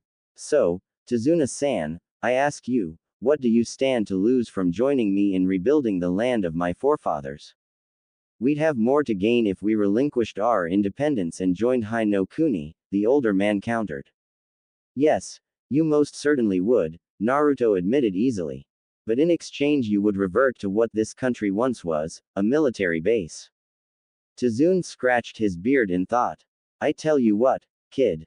You get rid of Gato and I'll convince the people to at least vote on it as part of some referendum. Judging from Tazuna's laughter and sniggering, Naruto could tell the bridge builder was treating his proposal as some joke. Naruto stood up out of his seat. Very well then. With one look he silenced Taji before she could speak up. As much as he loved her, when it came to clan business there was little she could do to sway him. Kaiza-san, I will rely on you to guide me and be my witness. Okay, the fisherman agreed after a nod from Tazuna. He kissed his wife and ruffled his son's hair before he grabbed his coat. Naruto turned to his mother. Kachin, I will be back shortly. Do not worry, I will be back within the hour. They left shortly after. Taji glared daggers at Tazuna for a while but refrained from voicing her displeasure. Some kid you've got there, he said. She crossed her arms over her chest. You have no idea. Ooh, Gato stronghold. Gato was a man of few principles. He never borrowed money if he couldn't pay the interest. Never made an offer more than twice and never took no for an answer. He was man that had made it from the slums to the top. He worked hard to get there, kept eyes and ears open and never took risks he couldn't afford, or any for that matter if he could help it. By the age of 52 he had built himself an empire. Gato Industries was worth millions of ryo, he was influential and his name now had weight to it. More than money, Gato valued power and unlike most he understood the difference. He had always known the difference. Money bought him a beautiful multi-million ryo mansion in an exotic place that would one day, inevitably so, wither and decay into nothingness. Power bought him influence, the ability to change things. If used properly, one's power could be everlasting. Amongst his few principles, Gato had one in particular that had proven most useful not long after he became the man he was now, a man of wealth. When possible, he would always do a favor for someone that could return it generously. That was why he was here, in Nami no Kuni, a pitifully small island that had been granted sovereignty many years ago. The daimyo of Hai no Kuni himself had approached Gato, of course not personally but through others in his court, with the promise of nobility if all went well and Hai no Kuni could acquisition Nami no Kuni for their own purposes. Nobility. Gato once despised the notion of it when he was a youngster and had nothing but the clothes on his back and the fire in his belly for more. Now he was older, richer and wiser. The older he grew the more he came to understand the importance of legacy. Where would his fortune go once he passed? What would all the wealth he amassed over the years through cutthroat business strategies and backroom deals do for him? Nothing. The realization left him feeling hollow. The answer to his woes was nobility. He understood this now better than ever before. He would die, but his eldest would be the successor to the house of Gato. From now until the end of time he would be remembered, his name would be remembered. His mark in history would not be easily forgotten. Within weeks of being propositioned by the daimyo, he had left his company to be run by his eldest and purchased the service of several dozen skilled ronin, most of whom ex-servicemen in various armies, highly trained and experienced but also very pricey. And as of a few days ago he now had 4 shinobi at his disposal, amongst whom none other than Momochi Zabuza, the Kurigakure no Kijin, a former member of the 7 ninja swordsmen of the Mist's first generation. Oh, indeed, Zabuza was a force to be reckoned with, a truly fear-inspiring individual far too skilled for the job he was hired to do, but as all reasonable rogue ninja, had accepted the considerable retainer he was being paid for it. Gato leant back in his comfortable recliner by the fire and liquor cabinet in his base of operations located in the woods. He rubbed his hands together greedily as he reveled at the thought of the day he was made a noble. Soon. Gato-sama. The magnate looked away from the wire with a dark look in his eye for the gopher that had disturbed him. What is it? His eyes narrowed further upon finding his messenger to be pale in the face. Gato regretted pulling him away from his job as junior secretary at his company. Now. We have a problem outside, the young man stammered. There is a person here to see you and he's being insistent. Have some of the ronin get rid of him, no, kill him to send the locals a message. The assistant swallowed thickly. Some of the ronin tried that, Gato-sama. And, they're dead. Gato jumped out of his seat. What? He burst out so loud his underling jumped. Explain. I'm afraid I can't, sir. Ooh. Moments earlier.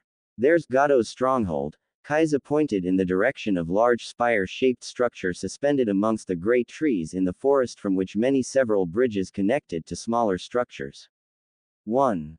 There were close to 50 or so ronin on the ground and more on the bridges above and in the smaller lookout posts. I can count 83. That should do as a warm-up for the 2 inside the building. I would estimate both to be of Jonin level, Kurama commented. Do you feel it too? Naruto knew what his partner meant. Yes, I sense it too. The contrast in malice is rather odd. It's as though the smaller chakra signature has never killed. Be on your guard, Kaiza-san. Naruto turned to the fisherman as he retrieved a single kunai. It was long and jagged, clearly of unique design not unlike his father's creation. It is best you leave for now.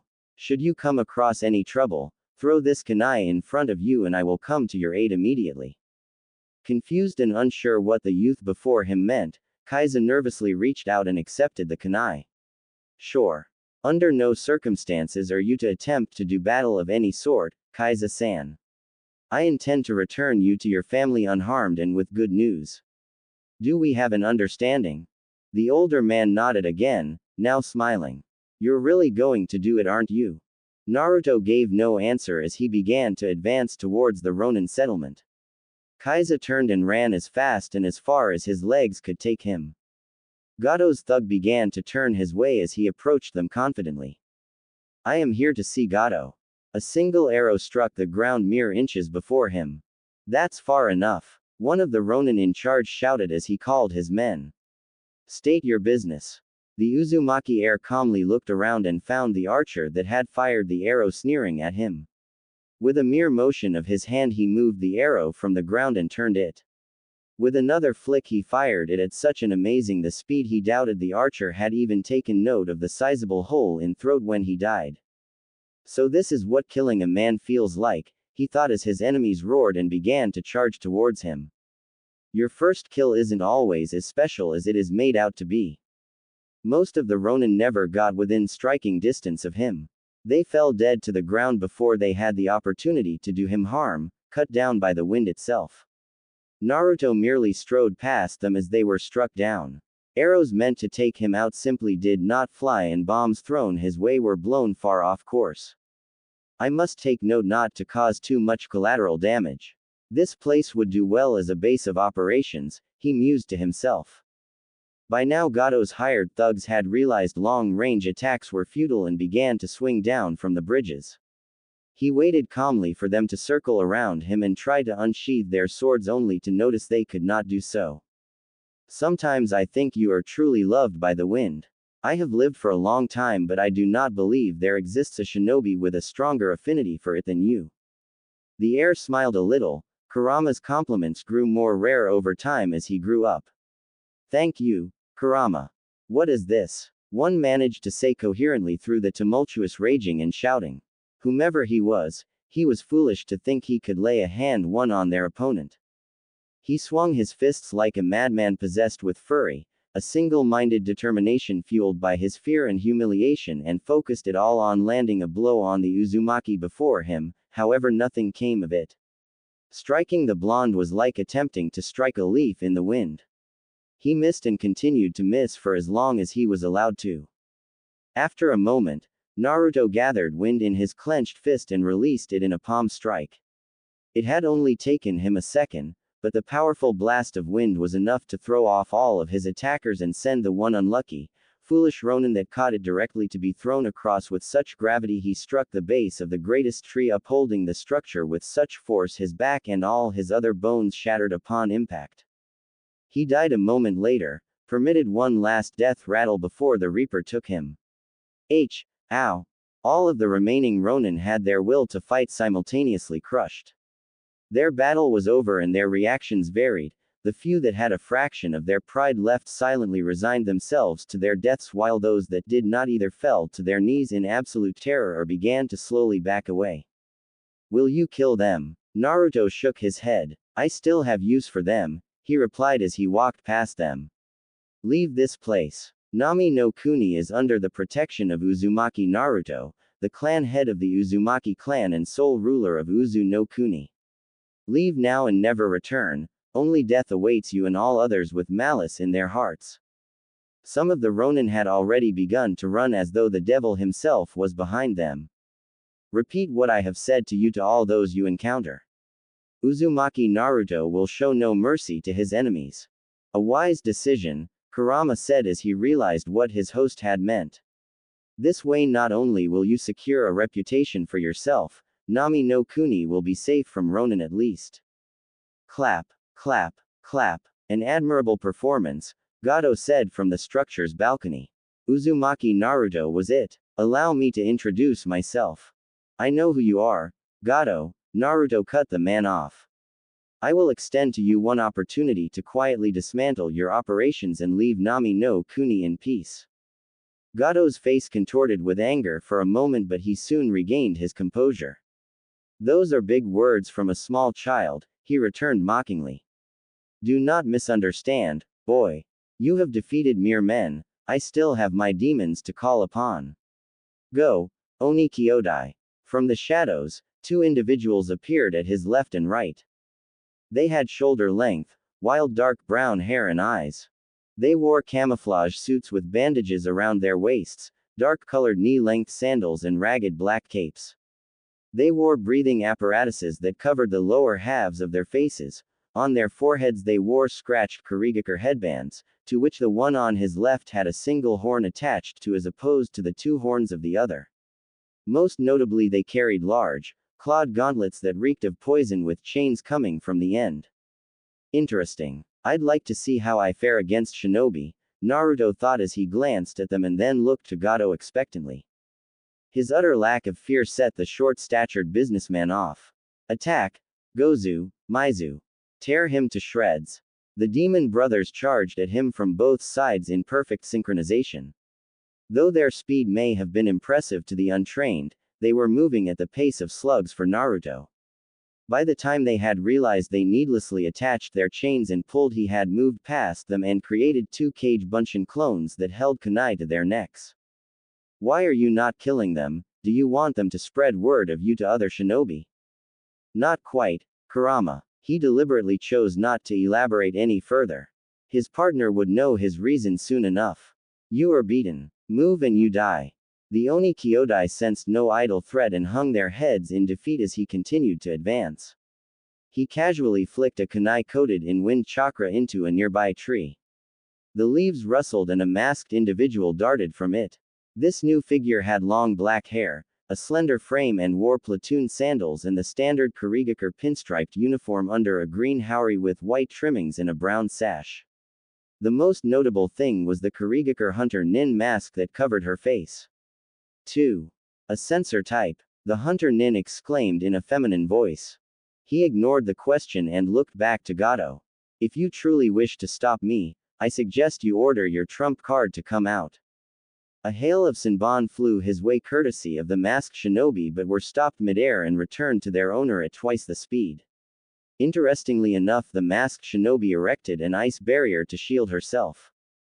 Hyoten. He voiced his surprise. A Yuki clan member, that is interesting. He turned and began to approach the masked shinobi. His nose twitched as he took note of the pleasant smells he discerned from her scent, amongst which some medical herbs that also grew on Uzu no Kuni.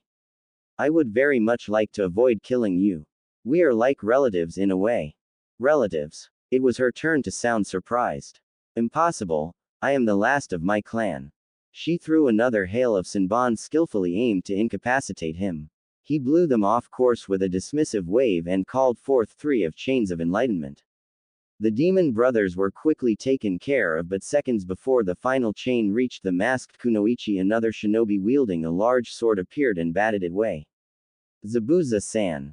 Zabuza was a man of noteworthy height and lean yet muscular build with pale skin, short spiky black hair and brown eyes accentuated by unusually short eyebrows. He was shirtless, wearing only a belt for his sword, baggy pants and wrist warmers extending to his elbows with matching leg warmers. He wore bandages around the lower half of his face like a mask and a scratched Kurigakure forehead protector sideways on his head. Haku, you are no match for him. This keeps getting more interesting, Naruto commented as he retracted the chain meant for Haku.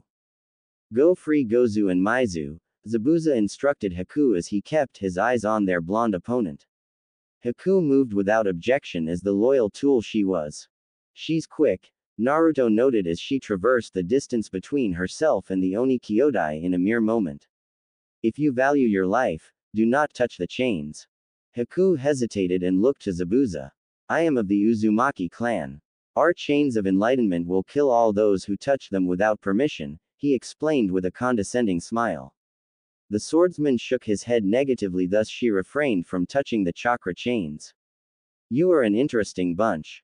Zabuza wasted no time and charged at him with surprising speed, his large sword aimed to split him in half like a block of wood.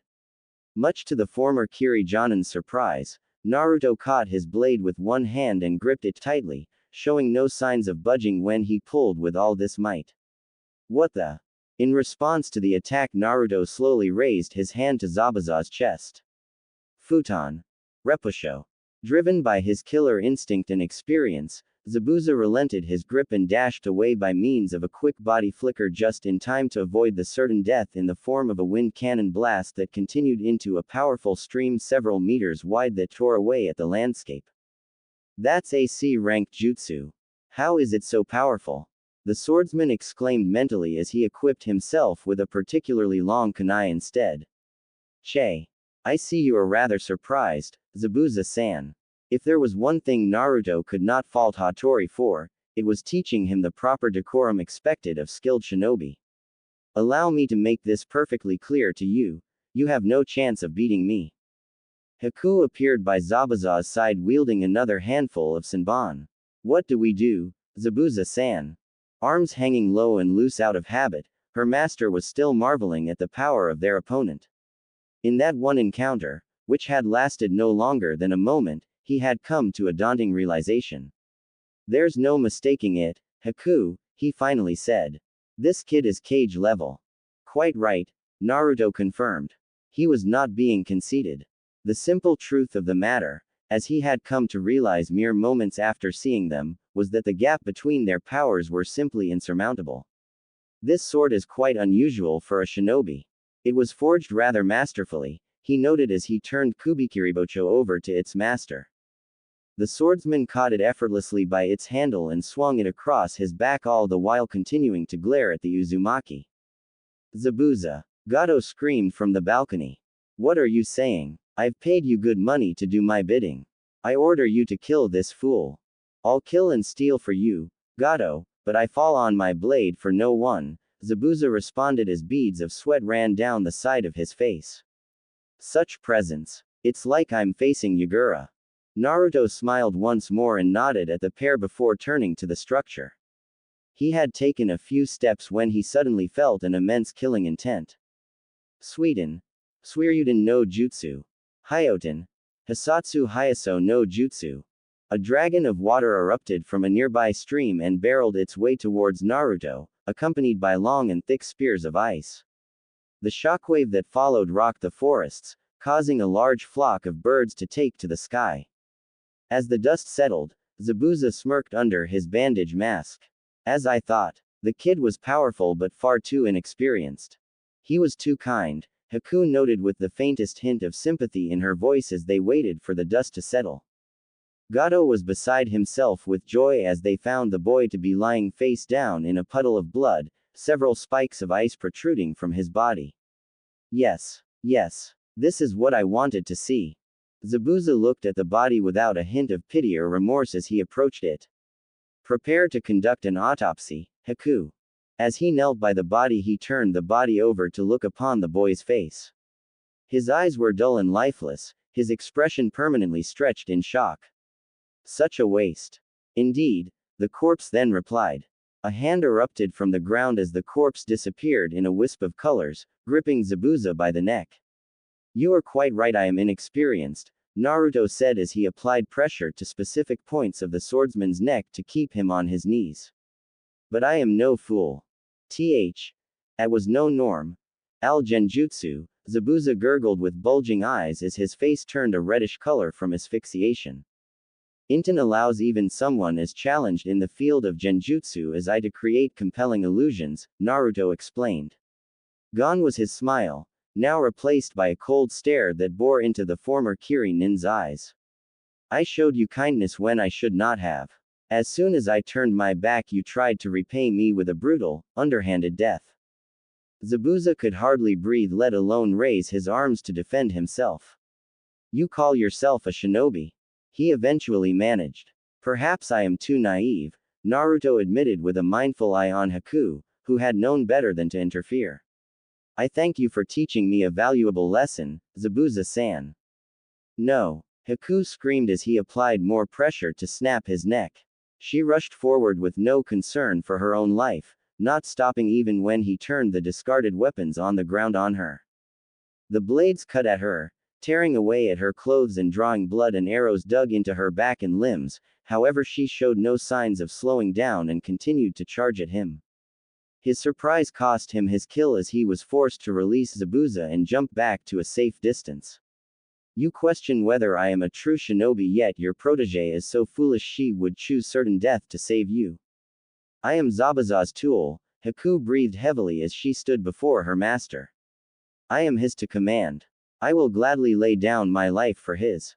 Her cracked mask fell apart and revealed a pretty face with a pained expression and blood-stained lips.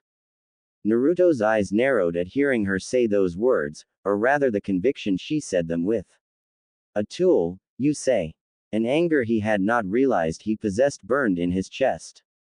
Naruto, what do you mean when you say you are a tool? The Jinchuriki demanded. I belong to Zabuza-san. My mind, body and soul are all his to use as he pleases, Haku answered simply. I am his to do with as he will. Are you not made of human flesh? He asked her. Do you not have a soul of your own? Do you possess no mind of your own? Unknowingly his voice began to rise in volume. Do you not possess a will of your own? Surprised and not expecting the questions and the apparent anger behind them, Haku didn't know to respond. What does it matter to you? This girl is not unlike you, Kurama spoke up again. Do not project your anger on her. Regain your composure. This is beneath you. He blinked several times as the Biju's comments broke his anger. Forgive me, he said aloud to both the Biju and the Kunoichi before him. It is not my business to question your beliefs. I am simply confused. She continued to stare him apprehensively as blood flowed out of her wounds freely. Her already pale skin had turned white as a result. You said you had use for them, what good will she be to you dead? Naruto sighed as he raised his hand sent another chain at Haku. Much to both of their surprise, Zabuza pushed Haku aside in order to protect her. Zabuza-san. Though his throat had been crushed, he strained himself to utter one coherent, albeit raspy sentence. Run, Haku. Go now. Naruto blinked several times. It appears your master cares more about you than you think, Haku-san. Another chain sprung forth and wrapped around the Kunoichi. Do not worry. It was not my intention to kill either of you. Green chakra ran down the chains and enveloped the two. Why are you doing this? Zabuza asked after his windpipe was healed and his energy restored. We are your enemy. Gato is my enemy, he corrected simply. Unlike the Ronin, I have not seen you cause the people of Nami no Kuni harm, and thus I will not kill you. You are no shinobi. Zabuza spat at him. There was only so much a mercy a shinobi could take before even they would be offended by it. Of course I am, he replied as his expression turned serious and cold once more. I am also the leader of a yet-to-be fully revived country. My mercy does not come without a price. Zabuza looked to his apprentice. She had succumbed to unconsciousness, suspended in the air by a chakra chain. Her wounds had closed and color returned to her face. What do you want in return? Naruto released the chakra chain holding Zabuza and approached him slowly as he remained on one knee. This was a critical moment. He would have to make an impression that would last forever. He closed his eyes for a moment and took a deep breath. And then his chakra levels exploded to phenomenal, ungodly levels. The air around him became thick as his energy exuded suffocating pressure. The ground beneath him and the trees nearby began to crack, and as the earth shook the leaves out of them. Zabuza's eyes went wide, his pupils shrunk under his gaze as Naruto's own blue orbs turned blood red and slit. The blue shroud of chakra around him turned red, and a fox out of the bubble-like chakra appeared at his right shoulder with glowing eyes, and 9 chakra tails danced behind him. What do I want? Your absolute, unquestioning loyalty. Zabuza managed only the slightest of nods. Naruto smiled and turned his gaze to the balcony upon which Gato had stood. The short man had collapsed on himself in sheer terror. He could not even manage a frightened scream as he found himself plucked by another chakra chain and pulled down. Gato, he addressed the man as he suppressed his power once more, though he made sure to maintain his red, slit eyes and elongated fangs and nails. Please don't kill me. He screamed pleadingly. I'll do anything you want. Just please don't kill me. Naruto smiled coldly. You too will submit to my will. The little plump man nodded continuously. Anything. He had truly put the fear of God in the tiny shipping magnate. Just don't kill me. I know you were here to force the people of Nami no Kuni to relinquish independence and join the Union of Hai no Kuni. What did they offer you in return? He interrogated. Nobility. Gato answered immediately in a scream of terror. They offered me nobility, a legacy to my name. I see, it made sense, but he was repulsed by how much it reminded him of Hattori's teachings. From what I understand, you are the owner of a large shipping company. I have use for your connections and funds. The pitiful creature before him continued to nod obediently to everything he said. He almost felt guilty for putting such fear in him, but he also knew it was not unlike what his victim had done to the people of Nami no Kuni. From this day onwards, Gato Industries will be mine. You will maintain the company and its name in return for your life. Much to his surprise, the little man's head shot up in defiance. No. It appears he would rather die than relinquish his life's work. What will you do now? No. Naruto repeated slowly and intimidatingly. I would rather not do so, but if you require me to enslave your mind, then I will. Please. A look of disgust graced the blonde's face. You should count your blessings. Your head remains on your shoulders, but Gato Industries is mine. I will hear no more complaints. Gato hung his head in defeat, crestfallen.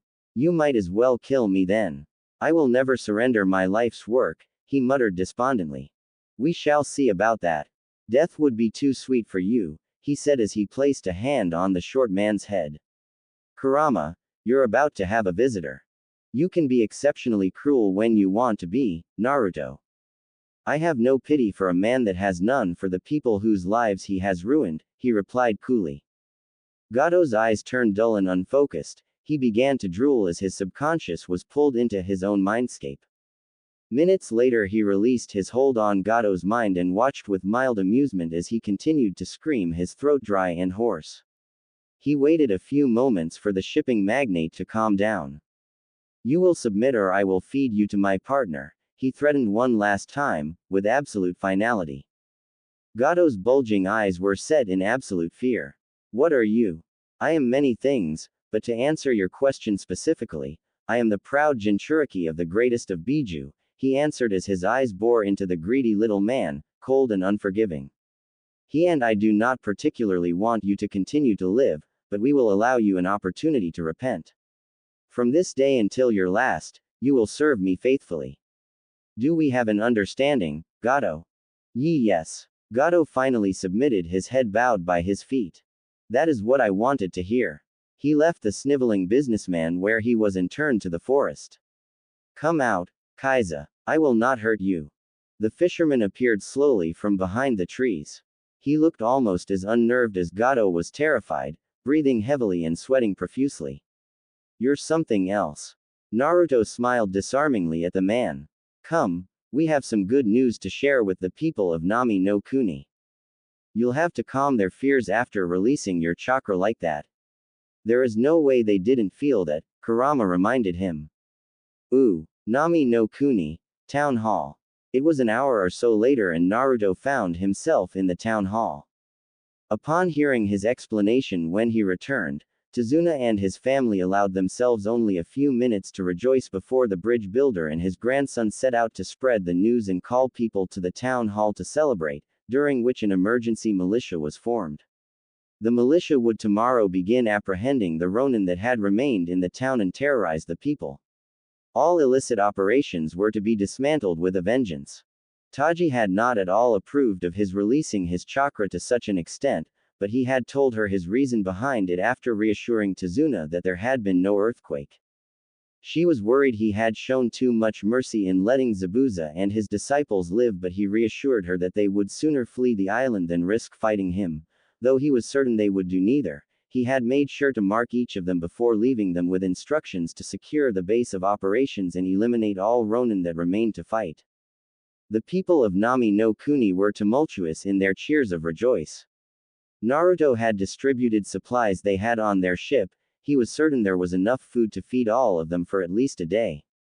He made sure to have some of his clones left at his new base in the woods to collect all supplies, which were now also being distributed. It will be a good shinobi outpost, don't you think, Kurama? It certainly saves on time and resources, the Biju agreed. Though you will have to expand it eventually to accommodate more shinobi. Of course, he replied as he absent-mindedly shook a few hands of thankful citizens. All right, settle down, Tazuna bellowed as he stood on a table, a large bottle of alcohol courtesy of Gato in hand. Quiet down. Eventually the crowd ceased their cheers and awaited the bridge builder's words. To our hero, Uzumaki Naruto. Taji smiled a little, despite herself, as she saw her son humbly accept their thanks whilst attempting to somehow deal with the awkwardness he was experiencing from some of the girls his age. She had even spotted several women close to her age eye him as though he were a piece of meat. Sandame-sama will not be happy with this. That fool is of no concern to you. Hattori's voice replied from the back of her mind. Her soft expression turned blank. Yes, Hattori-sama. The celebrations continued well into the evening. It brought Naruto peace and a feeling of content to see the happiness in the people's eyes. He had never felt gratitude like this, or as good about himself as he did at that moment. Though I could do without that, he thought as some passing teenage girls looked at him in a way he wasn't overly comfortable with. It reminded him of some of his less savory objectives awaiting him in Konoha. A few times he had to excuse himself and sneak outside. He wasn't used to being surrounded by so many people. It made his heart race to the point he feared it would explode in his chest. How do you propose to find a suitable wife when you cannot bear to be surrounded by people? Kurama asked him as he took some deep breaths to relax. I do not mind being around people.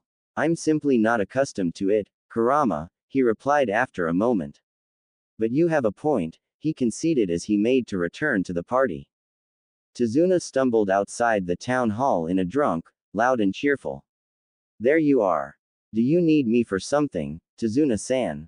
He asked calmly as the bridge builder swung an arm around his shoulder. You remember your condition to getting rid of Gato? Well, I told them about it and there's going to be a vote tomorrow, he informed. From the vibe I'm getting, it looks like we're going to be Uzu no Kuni citizens.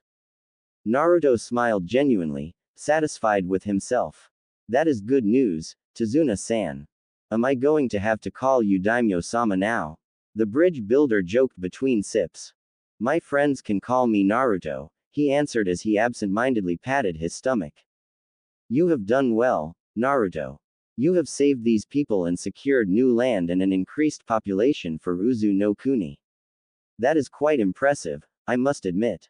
He thanked the fox once more as he joined Tazuna and the rest of the new citizens of Uzu no Kuni in the town hall where they would celebrate until the early morning. Uzushiogakure. Hattori's devious grin threatened to split his face as the old man looking into his hands to find several strings of red hair. He cackled with glee, loud and uncaring for he was alone on the island. Through the eyes of that dim-witted woman he had seen the results of his descendant effortlessly dispatching a tyrant. A mere day after he left, his heir had secured a new population and land for Uzu no Kuni. Things were moving much faster than anticipated. Go on, my descendant, and carry out my will. He looked down once more at the strings of hair in his hand. Soon we will once more know glory. Author's notes. Yes, that all happened in one chapter. I suggest you just accept it and move on. A lot of time skips will happen in this story, so we have to move along relatively quickly to reach the peak of the story. To those who are already contemplating leaving a review expressing how they don't like how powerful Naruto is, I advise you to save and to take solace in the fact that as powerful as he is woefully inexperienced and eventually it'll be him against the world. Furthermore, this story will not be similar to NPR. I intend to focus more on character interaction and world building than fight scenes. Naruto refers to himself as the ruler of Uzu no Kuni, but for the time being, I have no intention of making him a daimyo. Though if you guys strongly feel he should be, I'll consider it. It could fit if I edit my plot line slightly. Nami no Kuni. Town Hall. Bring in the next defendants. Naruto sat perched amongst the ceiling banisters and watched on with mild interest as the double doors to the town hall opened and half a dozen members of the newly formed militia escorted two Ronin past the makeshift barriers in the middle of the hall that split the crowd and prevented them from interfering. Zori, Waraji, Tazuna spoke up from behind the makeshift court bench. As the de facto leader of Nami no Kuni, he was naturally the most suited to act in the capacity of a judge. They had never had much need for a judiciary in the past, and thus the unruliness of the newly assembled court was to be expected. Despite this, in an effort to formalize their justice, Tazuna had cleaned himself up and wore a traditional black hakama behind his bench. He was cleanly shaven and for once without the smell of cheap alcohol on him. He also spoke decidedly more dignified as he addressed the defendants. You masterless swordsmen are here to answer for the crimes you have committed against the people of Nami no Kuni under the orders of the cowardly Gato. Your charges are numerous and have been already read out to you at the holding station. How do you plead? The younger of the two scowled. Go yourself, old man. He was a light-skinned man with bluish-white hair and dark eyes. He wore a dark purple hat, a gray-blue jacket and black baggy pants. I'll stick that gavel up your ass, old man.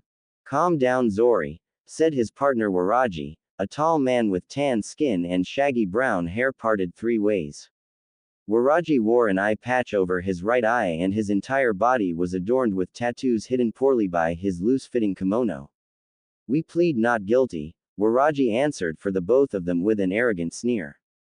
Tazuna raised a curious eyebrow as the court burst out in outrage. He held up a hand to silence the crowd and addressed the Ronin. You seem to misunderstand, Waraji. The evidence against you is both numerous and credible. While the people of Nami no Kuni have graciously bestowed upon you the right to a fair trial, the reality is that we know you are guilty as we have all witnessed your crimes firsthand. Surely you realize what the outcome of this case will be.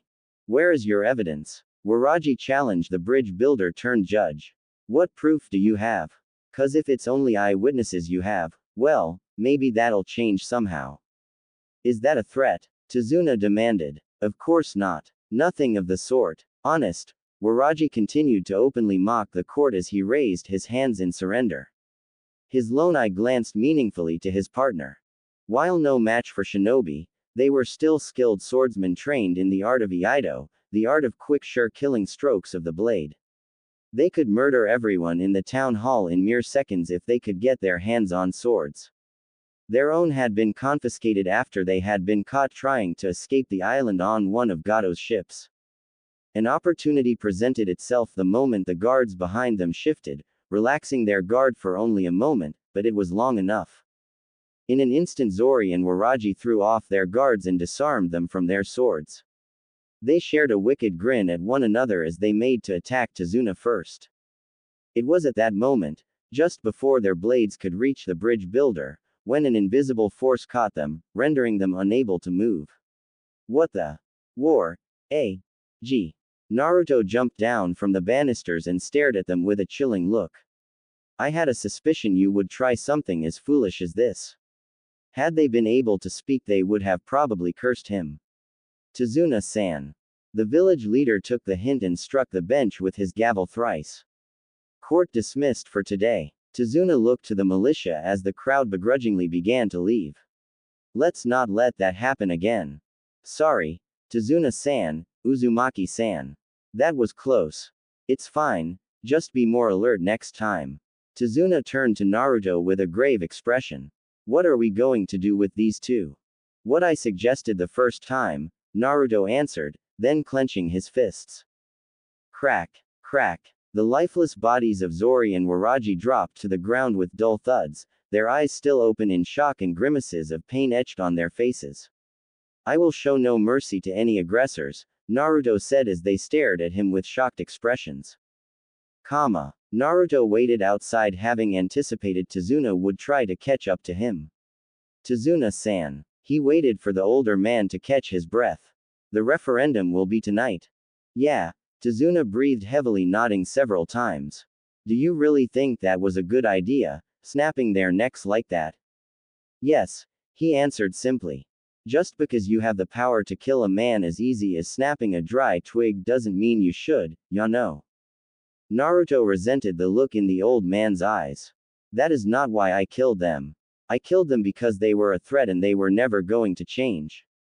You can't know that, Tazuna argued with a frown on his wrinkled face. Actually, I can, he corrected the older man. I have the ability to sense negative emotions. Those two Ronin were corrupted to the core. Keeping them alive and imprisoned would only be a waste of resources, he added when Tazuna opened his mouth. My first and foremost concern is the people of Nami no Kuni, Tazuna-san, not their enemies. You're a tough kid to argue with, ya know that. The bridge builder remarked as he admitted defeat. How are you even so powerful? Naruto regarded him with a blank, unreadable expression. I am not comfortable divulging that, but I assure you it came at no small cost, he answered. Now, the referendum. The results will be in tomorrow at noon, early evening at the latest. They began to walk down the road from the town hall. What's the rush? I have business to attend to in Hai no Kuni, so I would prefer to settle this referendum as soon as possible. Their destination had them turn into another street. The village was significantly livelier than it had been the day before. While there was still a distinct lack in commerce, things had begun to improve significantly already. There were no Ronin to be seen on the road or any other unsavory individuals to speak of. I suggest you set the bridge builder straight on the nature of your relationship henceforth, Kurama advised. If you are to lead, you must be assertive. The fox had a point. So what? You're going to become our new ruler and leave the next day, is that it?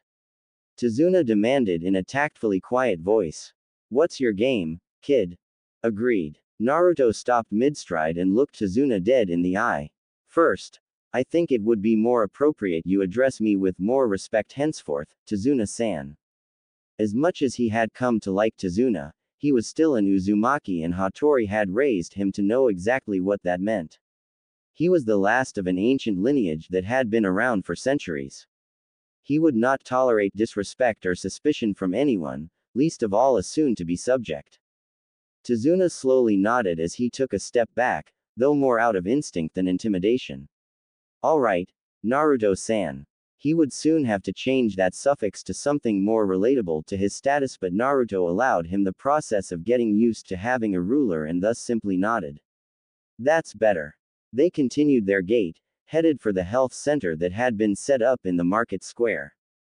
Food and medical treatment had been made available to the people, but their supplies would soon once more run dry. This country will not be left unprotected, so rest assured knowing that you and your family will be safe even in my absence. My business in Hai no Kuni does not concern you, nor do you need to know what it entails, but know that I will be going there with the best interest of my country and my people at heart. He regarded the older man with a hardened look in his eyes. I would appreciate it if you treat me with less suspicion in the future. Sure, the bridge builder said as they arrived. Taji waved at them as they walked over. There you are, Naruto-kun. She looked somewhat fatigued, most likely from providing medical assistance to the populace all day. After he had dismantled Gato's operations, she agreed to stay for another day or two at the most, during which she decided to use her time to provide medical attention. Though she had plenty of time on the island, after years of inactivity, her reserves were not as large as they had once been.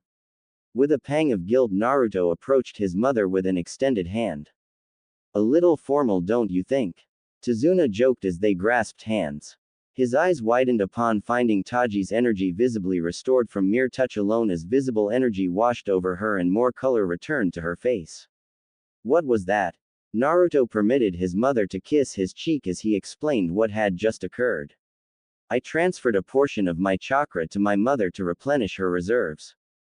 What? Just by shaking her hand? Tazuna asked with a look of disbelief. You're one resourceful guy, aren't you? He smiled at the compliment and looked to Taji. Mother, you should go rest up.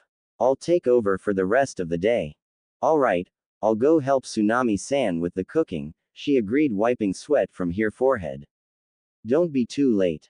Tazuna watched her leave with a concerned frown. Are you any good at healing people? He asked with a meaningful nod to the nearby crowd of villagers in need of medical attention. Quite, Naruto answered simply as he held up a peculiar hand seal. Kage Bunshin no Jutsu. There were notable shouts of surprise as a dozen perfect copies of the blonde appeared out of thin air. Now, if you'll excuse me, I have other business to attend to, he said to Tazuna as he left the bridge builder. Uzushiogakure Shinobi Stronghold. The former Kurigakure ninja were seated in a half-circle by the fire in the spire-shaped structure. It was eerily quiet now that it was just the four of them when only a few hours ago the stronghold was manned by close to 100 ronin. Now it was vacant and silent as a crypt aside from the crispy fire. Zabuza stared into the flames, his mind elsewhere, inattentive of the looks of concern he was receiving from his subordinates. What do I want? Your absolute, unquestioning loyalty. Never in a million years would he have ever anticipated his current predicament. It was like facing Yagura all over again. His mind continued to wander to a particular night many years ago, on the day he was branded a traitor to his country and village. He didn't know what had possessed him to try to take the Mizukage's life. He had been a fool, a stubborn fool blinded by his self-importance and desire for change. He was no match for Yagura, yet he tried to assassinate him. He failed, of course, being as outmatched as one could be.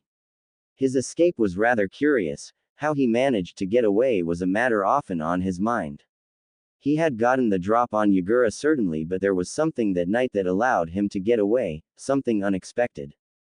It mattered little now. There he was, years later, still on the run from Kurigakure Hunter Nin, listed in almost every known bingo book out there, and now at the mercy of a child not even half his age or a tenth his experience. I should have just let him kill me. His eyes wandered to Haku. She was seated in a leather recliner with a pensive look of her own, absent-mindedly fiddling with her mask. Zabuza-san, the older twin of the Oni Kyodai, Gozu, looked to him with apprehension. Why don't we just run for it while he's gone? He suggested quietly, eagerly. His younger twin brother Maizu was quick to nod his head in agreement. Yeah, why don't we? He said. You don't seriously mean to serve this kid, do you? Zabuza ignored them and continued to stare into the fire without sparing them a glance as Haku shook her head. I am not pleased to serve anyone but Zabuza-sama, she stated calmly. But I have faith in his judgment. It is likely we would not get far if we tried to run anyway. What do you mean? Maizu growled at her. Of the two brothers he was the easiest to upset and he had a firm dislike for the kunoichi. I don't see him around, do you? He marked us while you two were unconscious, Zabuza explained with a tired sigh and eyes still on the fire. He'll be able to track us wherever we go. Gozu clenched his fists. How can anyone be that powerful? He's just a child. He burst out, quite clearly frustrated with their situation. Are you sure we can't take him, Zabuza-san? We were no match for him, Haku replied in her master's stead. Nothing short of a miracle will let us beat him. For now at least we are at his mercy. The demon brothers regarded her with equal looks of disdain. Then what do you suggest we do, woman? An agitated Gozu demanded. That we play house with that freak. That was uncalled for. Naruto stepped into view from the shadows as his Kusari no Satori, one uncoiled and dematerialized. I have never been fond of Zetsu, Kurama commented on his use of the technique. It is cowardly and underhanded. And far too useful not to make use of, he replied offhand whilst waiting for his new acquaintances to get over their bewilderment at his sudden appearance. Good afternoon. When did you get here? Gozu shouted with his mechanical claw raised instinctively. I didn't sense you at all. Little did the former Kiri Chunin know that it was unlikely anyone would have been able to sense him. Not even the greatest of sensor ninja were able to pick up on an Uzumaki under the protection of Zetsu. Hey, I asked you a question. Naruto's eyes shifted to the hot-headed rogue ninja, darkening dangerously in a look that did not bode well for the demon brother. He relented his piercing gaze when Gozu looked away, noticeably intimidated and his pride injured. The heir turned to the former John in the room. Zabuza-san. The man in question turned away from the fire with a displeased expression. What is it? I would like to have a word with you, all of you in fact, he said as he turned to leave the sitting area. We have quite a lot to discuss.